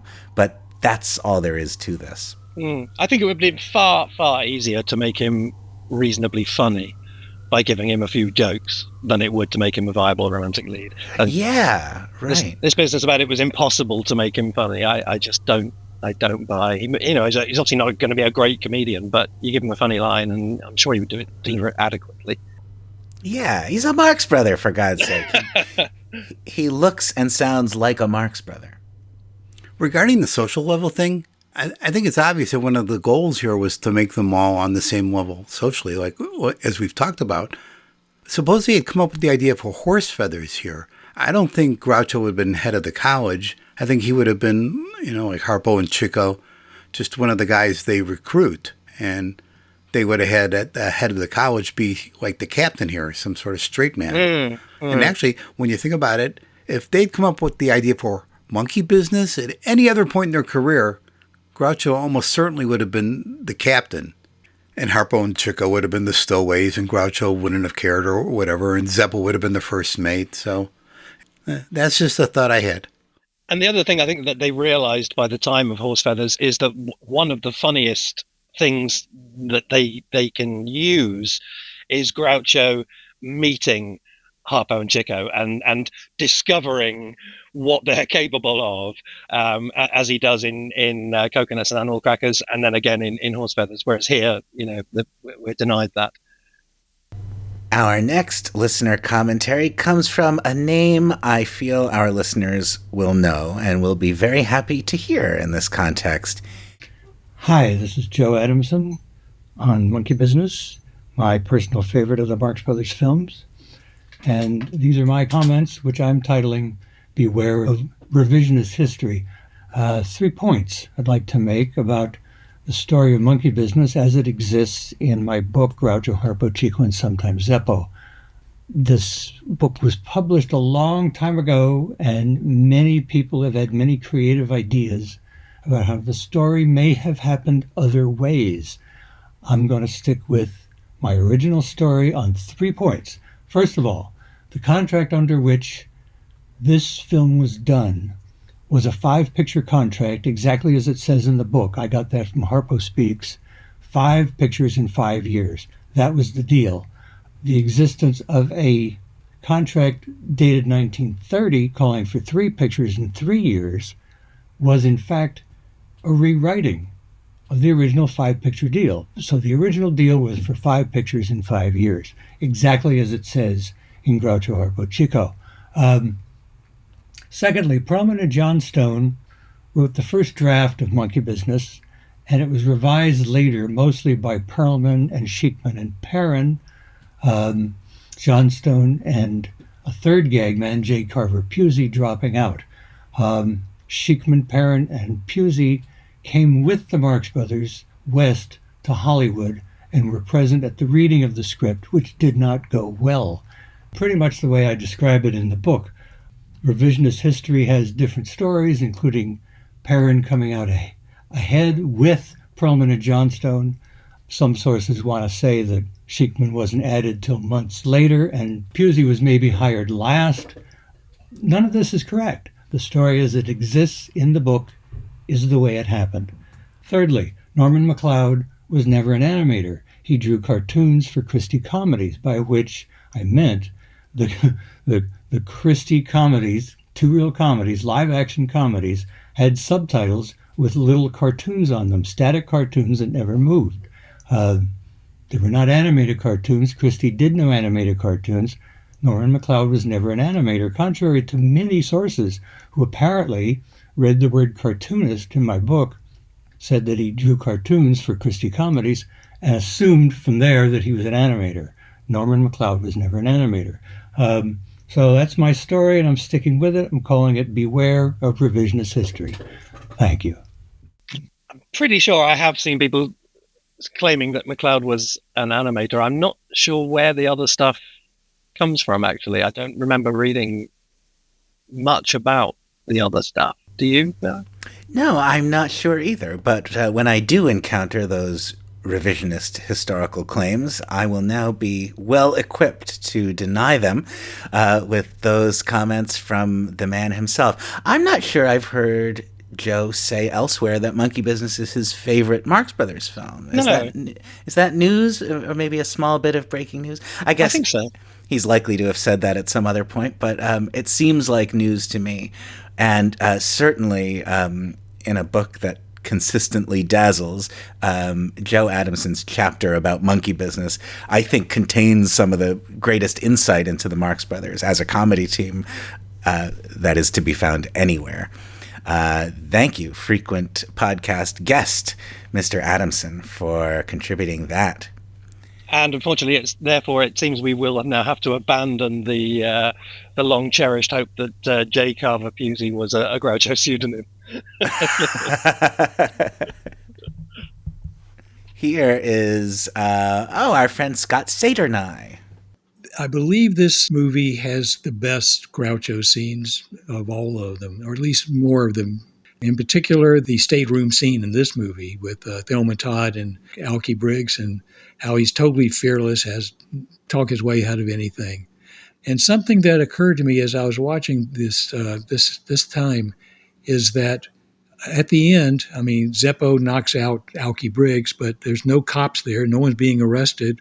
And what happens to Thelma? All right, thanks. Bye. This is neither here nor there, but whenever I hear him, I always think Scott should do voiceovers. He has such a rich, great sounding voice, you know. It's very soothing. And very good comments there about Monkey Business as well. Yeah, next time you submit a recording, Scott, start by saying, "In a world," and we'll take it from there. What happens to Thelma? I suggest that you and Kathy Beale write a follow-up scene to that, and we'll act it out for you. Yes, Groucho with Alky Briggs is one of those bits of Marx Brother that is not only great in itself, but also points out the weaknesses later on, with Groucho cringing around the villains in Go West and Goliath and At the Circus. His absolute fearlessness with Alky Briggs, despite having no rational basis for it, is a lesson to us all, I think. Yeah, that scene with Alky Briggs, along with the scene between Groucho and Louis Sorin in Animal Crackers, the 7-cent nickel scene. Those are two examples of scenes that early in my Marx Brothers education made me think like, oh God, I just want to be that guy. Like, you just want to be Groucho Marx. The way he plows through everything Louis Sorin says in that scene, or Alky Briggs in this one. Yes, it is absolutely Groucho at his very best. I always wanted to be Roscoe W. Chandler. Well, that's all well and good, boys, but what does Ben Davies think about Monkey Business? The thing that sticks in my mind is Zeppo's performance. It's something that's worth highlighting, especially in view of the recent book that's been published about Zeppo. But his performance in Monkey Business is a career high for sure. Considering in Animal Crackers, he goes missing for quite a while, famously. And then in Duck Soup, he doesn't really take the chances he's given, but in Monkey Business, he actually contributes quite a lot to the overall film, and he has much better comedic timing than normal. Even his Chevalier impression is decent, although he's got some stiff competition. And then he gets the chance to quite literally flex his muscles at the end in the fight scene in the barn. It's certainly a peak for Zeppo. I agree with all those who are calling this Zeppo's best performance. Yes, I concur. And particularly in the Chevalier scene, he does acquit himself beautifully. I also think in that scene, or in the lead up to that scene, Zeppo has what is perhaps inadvertently one of the most absurd lines a Marx brother has ever spoken, when he lays out the premise for that sequence and says, "You've got to sing one of Chevalier's songs to get off this boat." I mean, why would that be? Why would that be the criteria? But Zeppo says it, and it is true, and it works well enough for that scene to be totally delightful. Does Chevalier himself have to? I wonder. Yeah. Or is it just if you're sufficiently unlike the person you're claiming to be, you can prove it somehow? That's so crazy. See, in A Night at the Opera, Laspari got away with not singing. That's right, yeah. Right, they let him off the boat. He didn't have to sing one of Laspari's songs to get off the boat. Well, let's hear what our friend Fred Sullivan thinks about Monkey Business. Hi, chaps. Fred Sullivan from Manchester in the UK here with my thoughts on Monkey Business. Monkey Business is the second Marx Brothers film I ever saw, and probably the one that really hooked me in. It was more accessible when I was 12 than Animal Crackers. The pace of it as well, particularly in the first half, I think really appealed to me when I was younger. I think from Harpo's point of view, out of the first 7 movies, I think it's the one that does him the least favours. I think particularly if you're not that keen on the Punch and Judy scene, he has a lot of fairly uninspired stuff to do in the party. So once he gets off the boat, I know everyone thinks the film slows down, but I think for Harpo in particular, he really doesn't have a great deal to thrill the audience with, jumping up and down on people's dresses and hiding in that bustle, and even a lot of the stuff he does in the harp, like the comedy bit of the harp solo, I don't really like.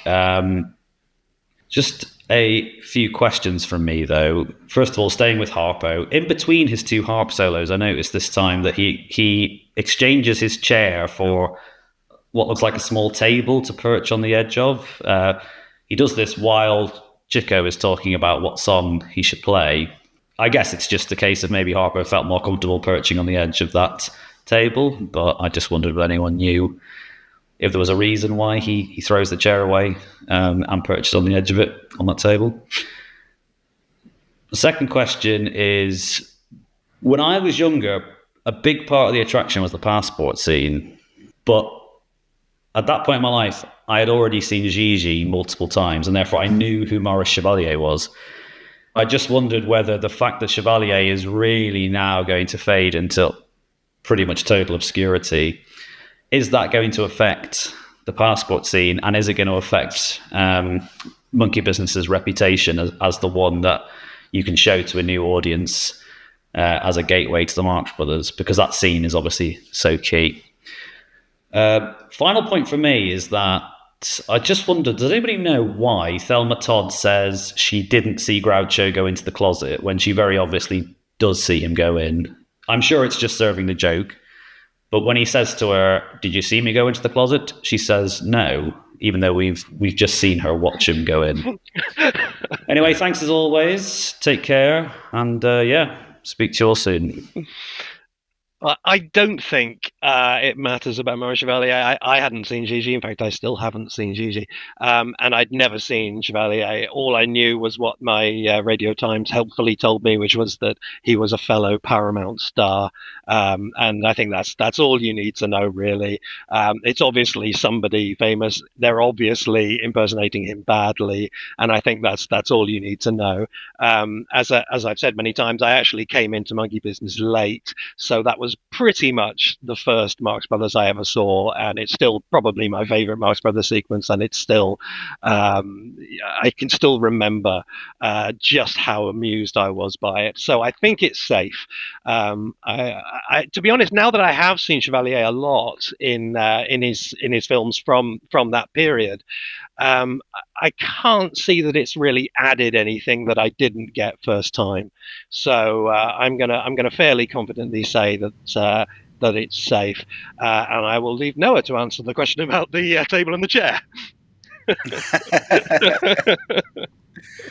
Yeah, well, it is interesting to think that if Monkey Business had somehow been made 30 years later, they might have all been singing "Thank Heaven for Little Girls" to get off the boat.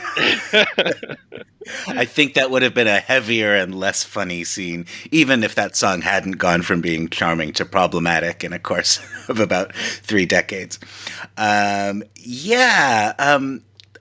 a lot of interesting stuff here. I think it's an interesting point about Harpo. I never really thought about that, but yes, I think Fred is right.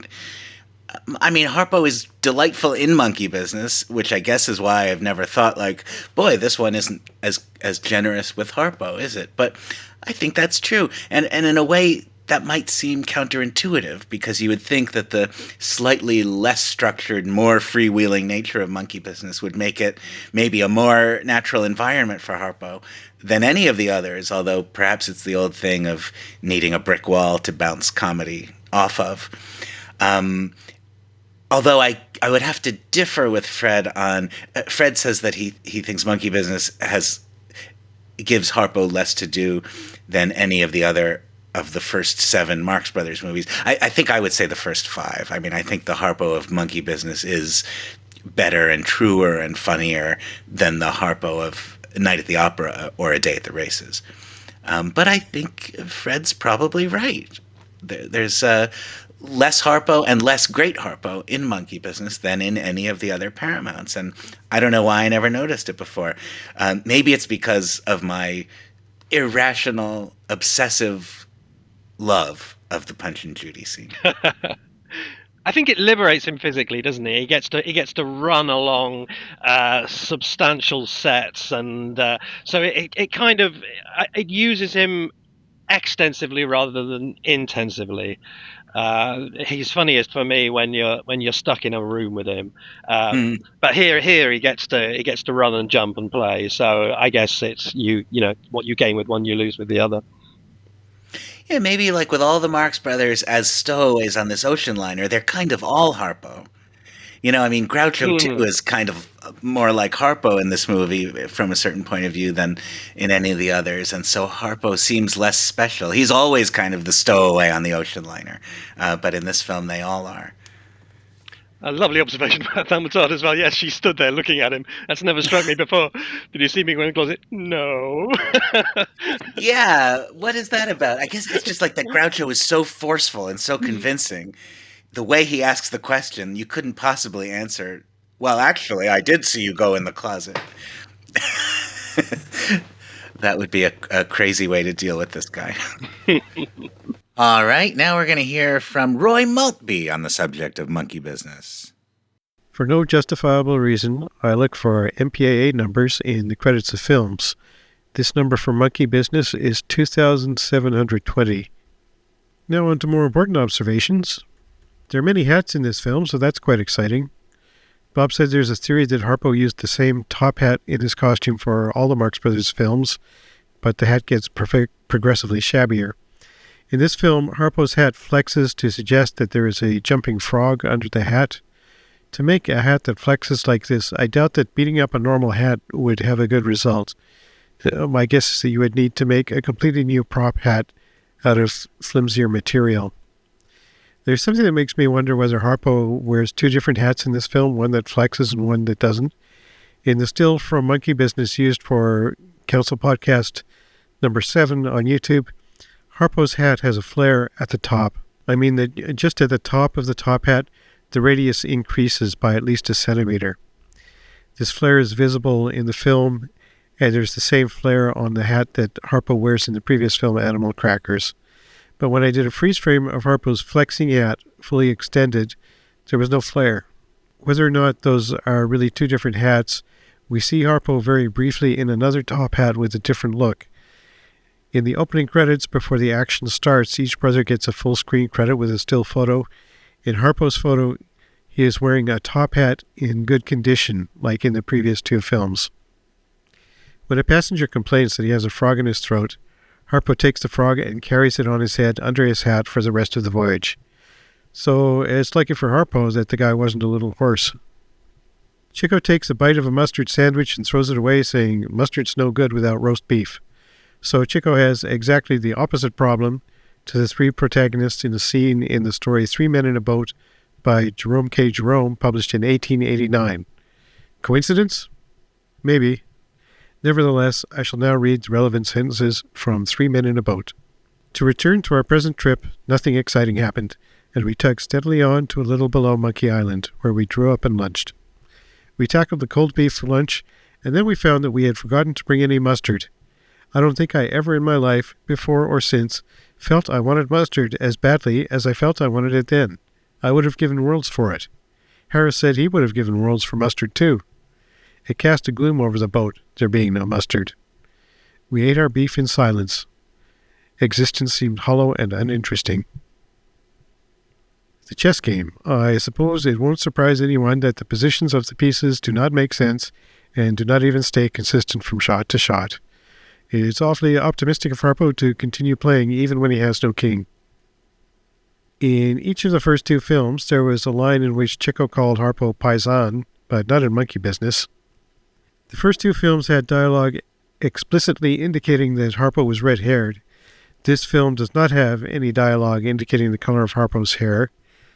The previous two films each had a scene that was a kind of opera parody, but not Monkey Business. I'm overdoing this topic, but I realize I missed something about this. The previous two films started as stage shows.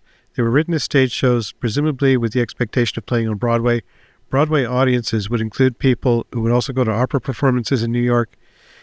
Previously in this podcast, in the Facebook group, people said that around 1930, people who didn't live in big cities with big opera productions still would have plenty of opportunity to be familiar with the music, with the best opera music. Even so, I think a Broadway audience would be the ideal audience for watching those parody scenes.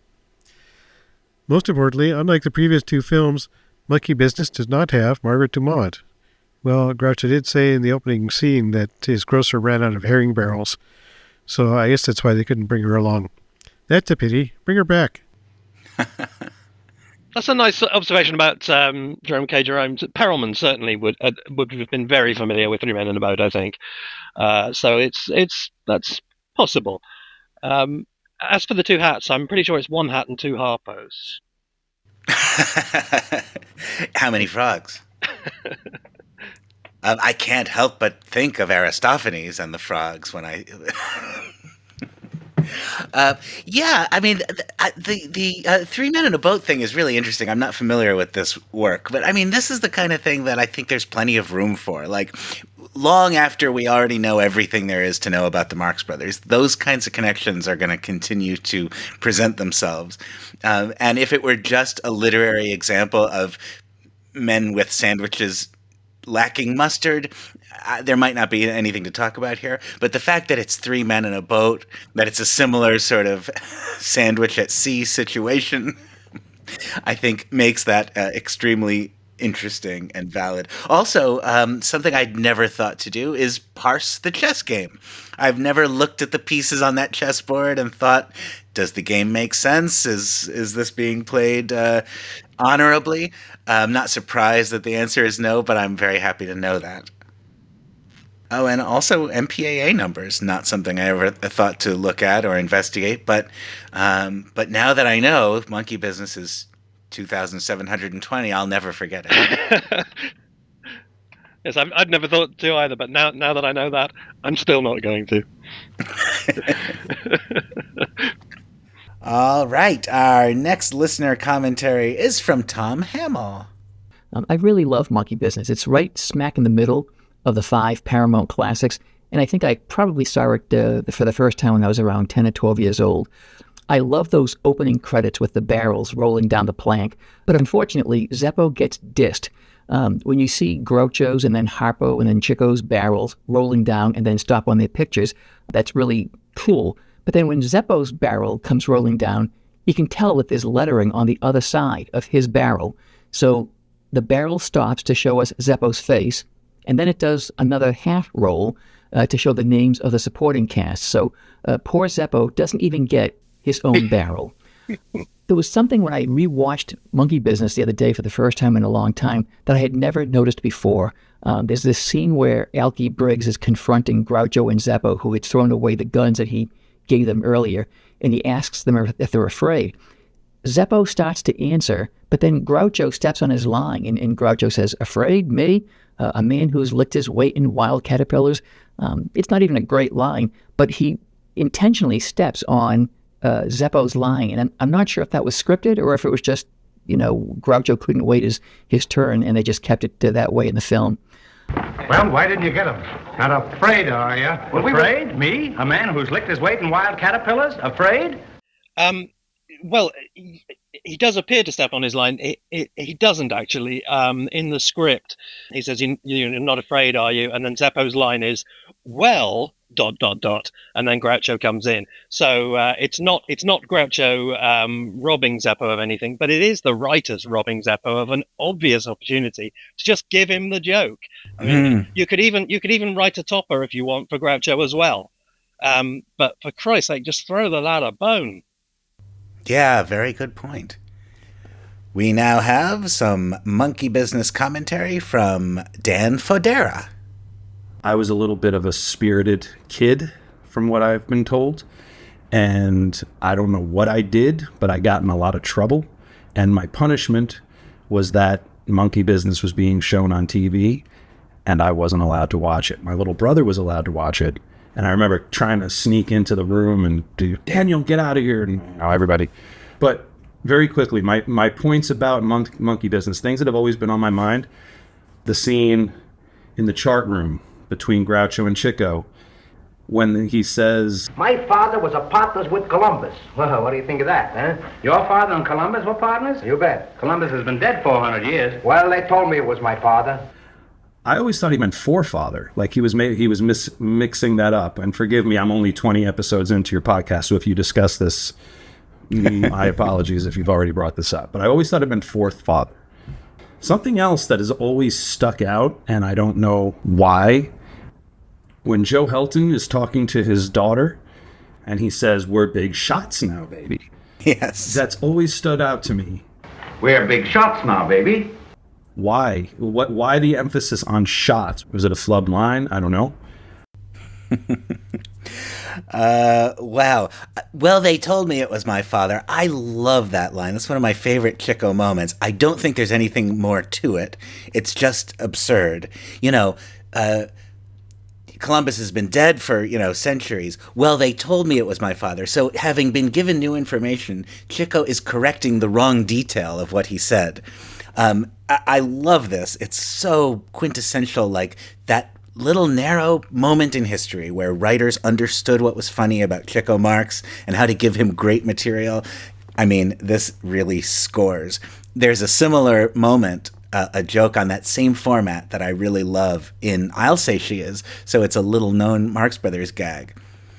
Groucho gives Chico a cliche setup. Groucho actually says to Chico in I'll Say She Is, "Who was that lady I saw you with last night?" And Chico responds, "That wasn't last night, it was the night before last night." Yeah, I completely agree. It's one of my favorite lines as well, and I like it even more because in the April 11 script, it's one of the many, many lines that have been changed, whether by writers changing it afterwards, or possibly even by Chico himself. But in the April 11th script, it's he's been dead 400 years, and Chico's line is, "That's why they split up," which is just a joke. It's reasonably amusing, but it's just a joke. Whereas what's gone in instead, I think, is absolutely inspired. So it's a wonderful example of that, the organic sort of process that the writing of this film appears to have been. Big shots, yeah, it is. It's nice, isn't it? My guess is, and I haven't looked into the history of the phrase "big shot," but if it was a relatively new expression at the time, you often find in the early days of a phrase kind of leeway on how to pronounce it. If it's composed of two words, as this is, an adjective and a noun, where neither one is more important than the other, you do sometimes get that. There's a lovely thing that my wife and I quote all the time from the British sitcom The Good Life. What Americans call takeout food, we call takeaway food. So we will say, "Do you want to get a takeaway?" with the emphasis on take. But when it was a relatively new idea, there's a character in there that says, "I've just ordered some Indian takeaway." And he stresses the away. So we always say, if we're going to have an Indian takeaway, we'll say, "Do you fancy an Indian takeaway?" So I'm guessing that "big shot" is another one of those. It just hasn't quite solidified yet as a phrase, and there's more freedom to play with it. I guess much as you say Happy New Year and we say Happy New Year. Well, Billy Joel always put the emphasis on big, right? You had to be a big shot. Yeah. It also must be said. I mean, I think this is all true and accurate, but it also is true that the actor who plays Joe Helton, is that Rockcliffe Fellows or is he the other guy? I'm not sure. But the actor who plays Joe Helton sometimes chooses to emphasize strange words, like the way he says, like, Joe Helton's going to enjoy the rest of his life. You know, I mean, he has a delivery that sometimes italicizes a word other than the one you might expect. So that could be it too. And having just embarrassed myself by not knowing something so obvious in real time now, I'm going to look this up and tell you. Joe Helton is indeed played by Rockcliffe Fellows. Alki Briggs is played by Harry Woods, obviously. And Emily is played by Charlotte Minot, who was a seasoned comedy veteran. She's appeared with Chaplin and Laurel and Hardy and several others. So it was obviously felt to be a significant, if small, little comic role. So one wonders if it was felt to be too small for Dumont and Minot was drafted in as something similar. Interesting, yeah. Well, the next name on our list of guest commentators is a familiar one, and I'm sure you will all be happy to hear his name and even happier to hear his voice. Here is Eddie Deezen. Hi, this is Eddie Deezen. I'm recording my thoughts for the Marx Brothers Council podcast on Monkey Business, my second favorite Marx Brothers movie. It's a little bit behind, it's close, but it's a little bit behind Horse Feathers, which is my favorite. This is my second favorite. This movie has the greatest Marx Brothers, my favorite, I would call it the greatest because it's my favorite, the greatest Marx Brothers beginning ever, where they're singing in the barrels and they get chased around the ship. That's my favorite Marx Brothers beginning. This movie has my favorite Harpo scene. Harpo's greatest scene of all the Harpo did scores and scores of great, hilarious scenes, but my favorite scene is Harpo in the Puppet Show, where Harpo does the Punch and Judy show. I think it's the greatest scene he ever did. It's like, you know, with Harpo, it's like saying, what's the greatest scene Charlie Chaplin ever did, or what's the greatest scene Buster Keaton ever did? Harpo's that caliber. He's one of the great comedians of all time, but this, I think, is his greatest sustained scene. It's perfect. It's hilarious, and I love this scene. Harpo is my favorite Marx Brother. This is my favorite Marx Brothers scene, is Harpo in the Puppet Show in this movie. Okay. We don't think of Chico as being sweet necessarily. You think the sweetness of the Marx Brothers is definitely Harpo. But there's a scene where they kidnap the girl and they take her to the old barn, and you'll see the guy lays down and goes, hey, get away. And he throws the bale of hay down. And Groucho and Chico are there. Look carefully. You'll see Chico presses his hand against Groucho's chest, and it's kind of sweet. In other words, he's protecting his kid brother. He doesn't want him to get hit with the hay thing. And that's probably the sweetest thing Chico ever did in the movie. You'll notice it just takes a couple seconds. Chico presses his hand against Groucho's chest. And I know this because when I was a kid, I would walk out. I was so impulsive. I would be running out into traffic when we went to the curb. And my mom would press her hand against my chest like that, saying, don't go, honey. You'll get hit by a car. You know, my dad probably wanted me to get hit, but that's another story.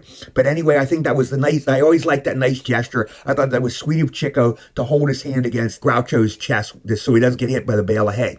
Now, the last thing I noticed that I want to bring up in this movie is I saw this movie, okay? I watched Monkey Business, and I realized something as I watched it. It dawned on me. I go, what the devil? What the F? I won't say the F word on the podcast because I love the podcast, but Groucho Marx is funny with every line. Every single line he says. Now, he might have an occasional straight line with Chico. You know, he has to set up a joke for Chico, and he'll go, oh, your mother did that? You know, but every joke he did, and it's the first comedian I ever noticed who did that. Not Bob Hope, not Jerry Lewis, not Woody Allen, not Mel Brooks. Every single line is funny. Everything the guy says in the movie is funny. I think he has, okay, let's say, no comedian's ever had 1,000 batting average with jokes. Nobody can do that. But I would say Groucho probably has the highest batting average of any comedian in history in this movie, that every line is funny. Or it would be one of the 5 Paramounts. But I noticed it in Monkey Business. I saw that.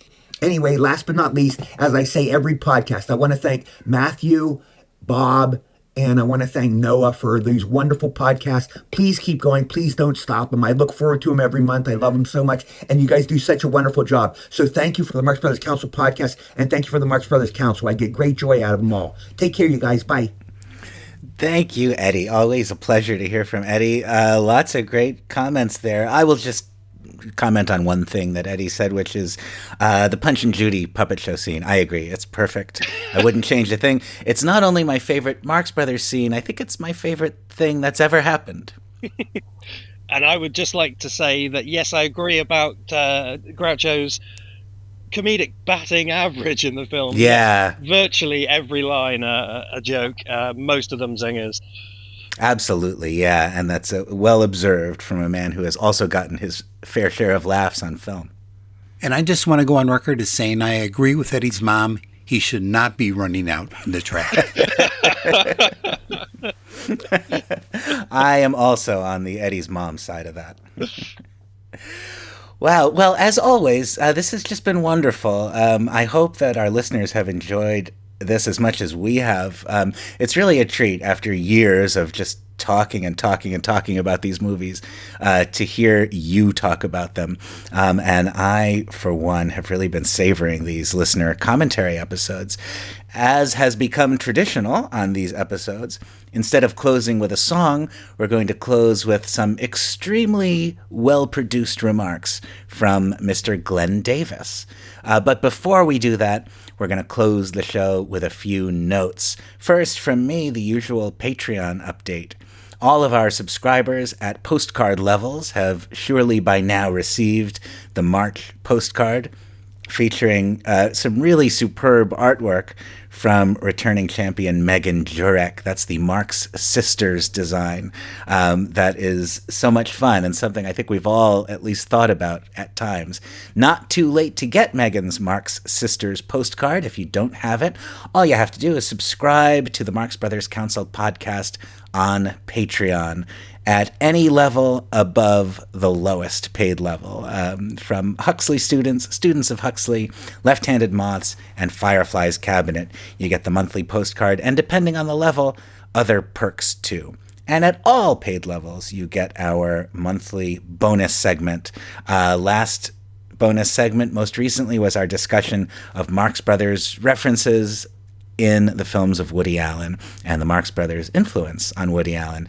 Thanks for all the commentary about that. It certainly has gone over with a bang, and we appreciate that. We appreciate all our subscribers, and we encourage you to join them by going to patreon.com/Marx Brothers Council Podcast, or go to marxbrotherscouncilpodcast.com and click the Patreon button. Join us, won't you?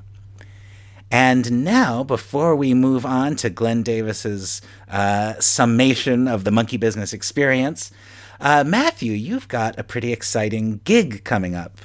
Yes, the lovely people at Roundtable in New York have invited me to host a brace of 2-session online courses on Marxian themes. So I'll be doing what will I be doing? I'll be doing Groucho Marx, Comedy, Identity and Survival in American Show Business on the 11th and the 18th of May. And then Duck Soup, Preparing and Serving a Marx Brothers comedy masterpiece on the 8th and 15th of June. It would be lovely to see some of you there. Just imagine how sad my face will be if I turn up and I'm talking only to myself. So if that does sound like something you'd be interested in joining me for, then you can go to www.roundtable.org and search either for me or for Groucho or for Doug Soup, and it would be absolutely fabulous to see some of you for that. Beautiful. I will be there virtually, and I hope to see many of you there virtually for Matthew's classes. Roundtable is, of course, administered by the 92nd Street Y, a great New York City institution.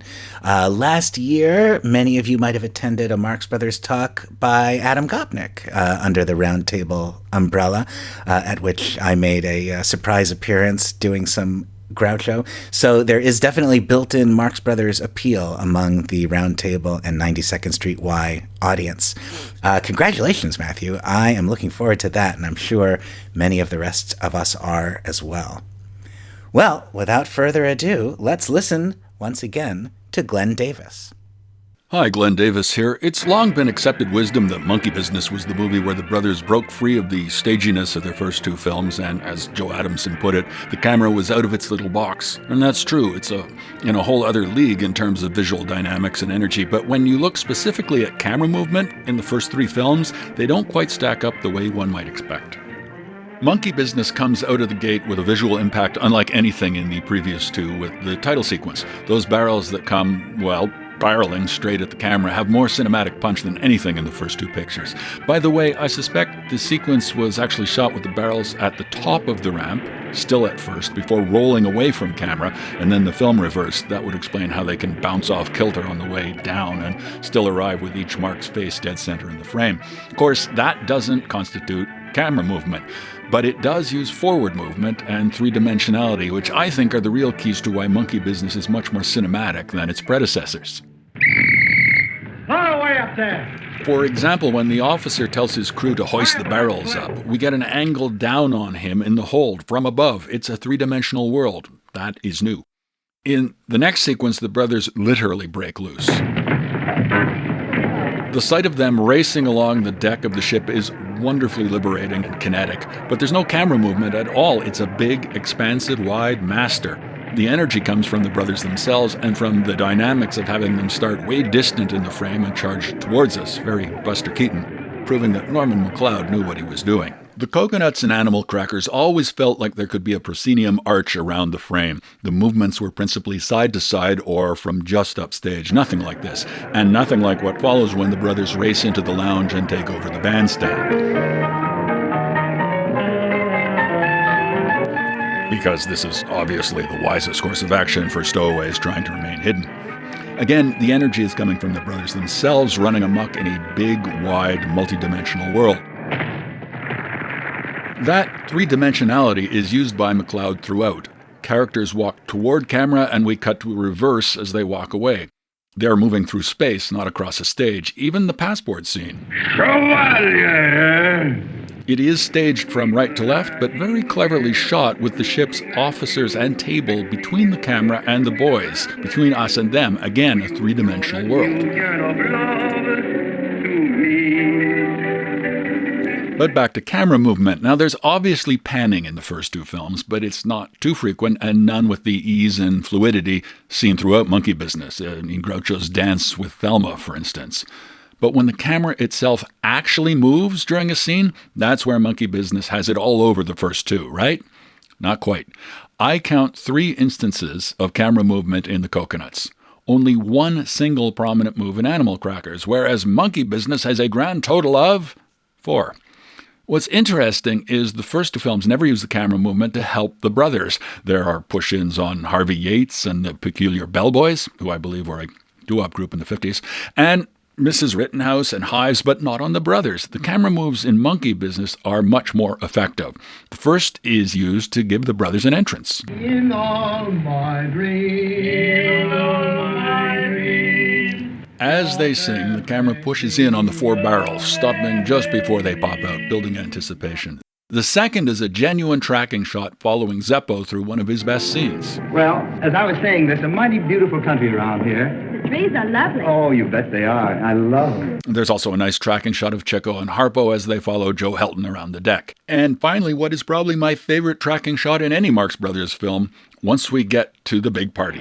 My, but there are a lot of strange-looking people here. It is a lengthy tracking shot of Groucho that seems to be there simply for us to experience the full glory of the Groucho Marx walk.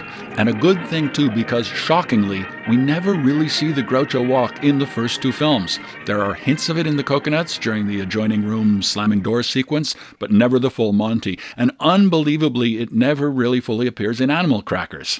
That we see the walk in all its glory for the first time in Monkey Business is fitting, because this is the film that gave the boys room to move. The freer camera was definitely part of that, but not as much as it feels like. It was more a matter of the expansive sets, MacLeod's excellent framing and use of three-dimensionality and forward movement, and the energy of the boys themselves. They put the motion in motion picture.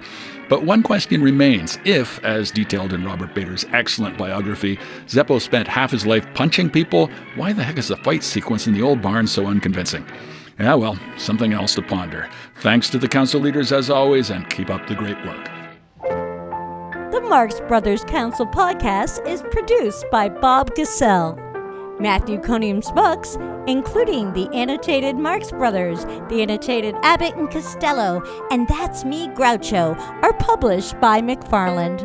Noah Diamond's book, Give Me a Thrill, The Story of Alsatias, is published by Bear Manor Media. To leave a comment and for more info about this and all episodes, visit us at marxbrotherscouncilpodcast.com. For the latest Marx Brothers and podcast news, look for us on Blue Sky and Twitter. And join the fun with the largest and most vibrant Marx community online. A club that will have someone like you as a member. The Marx Brothers Council Facebook group. That's it for now. Swordfish! That's it, you guess it.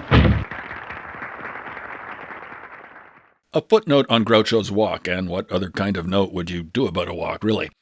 It's always seemed to me that the walk got short shrift. The mustache got its own origin story, cigars have their own jokes, the walk, not so much.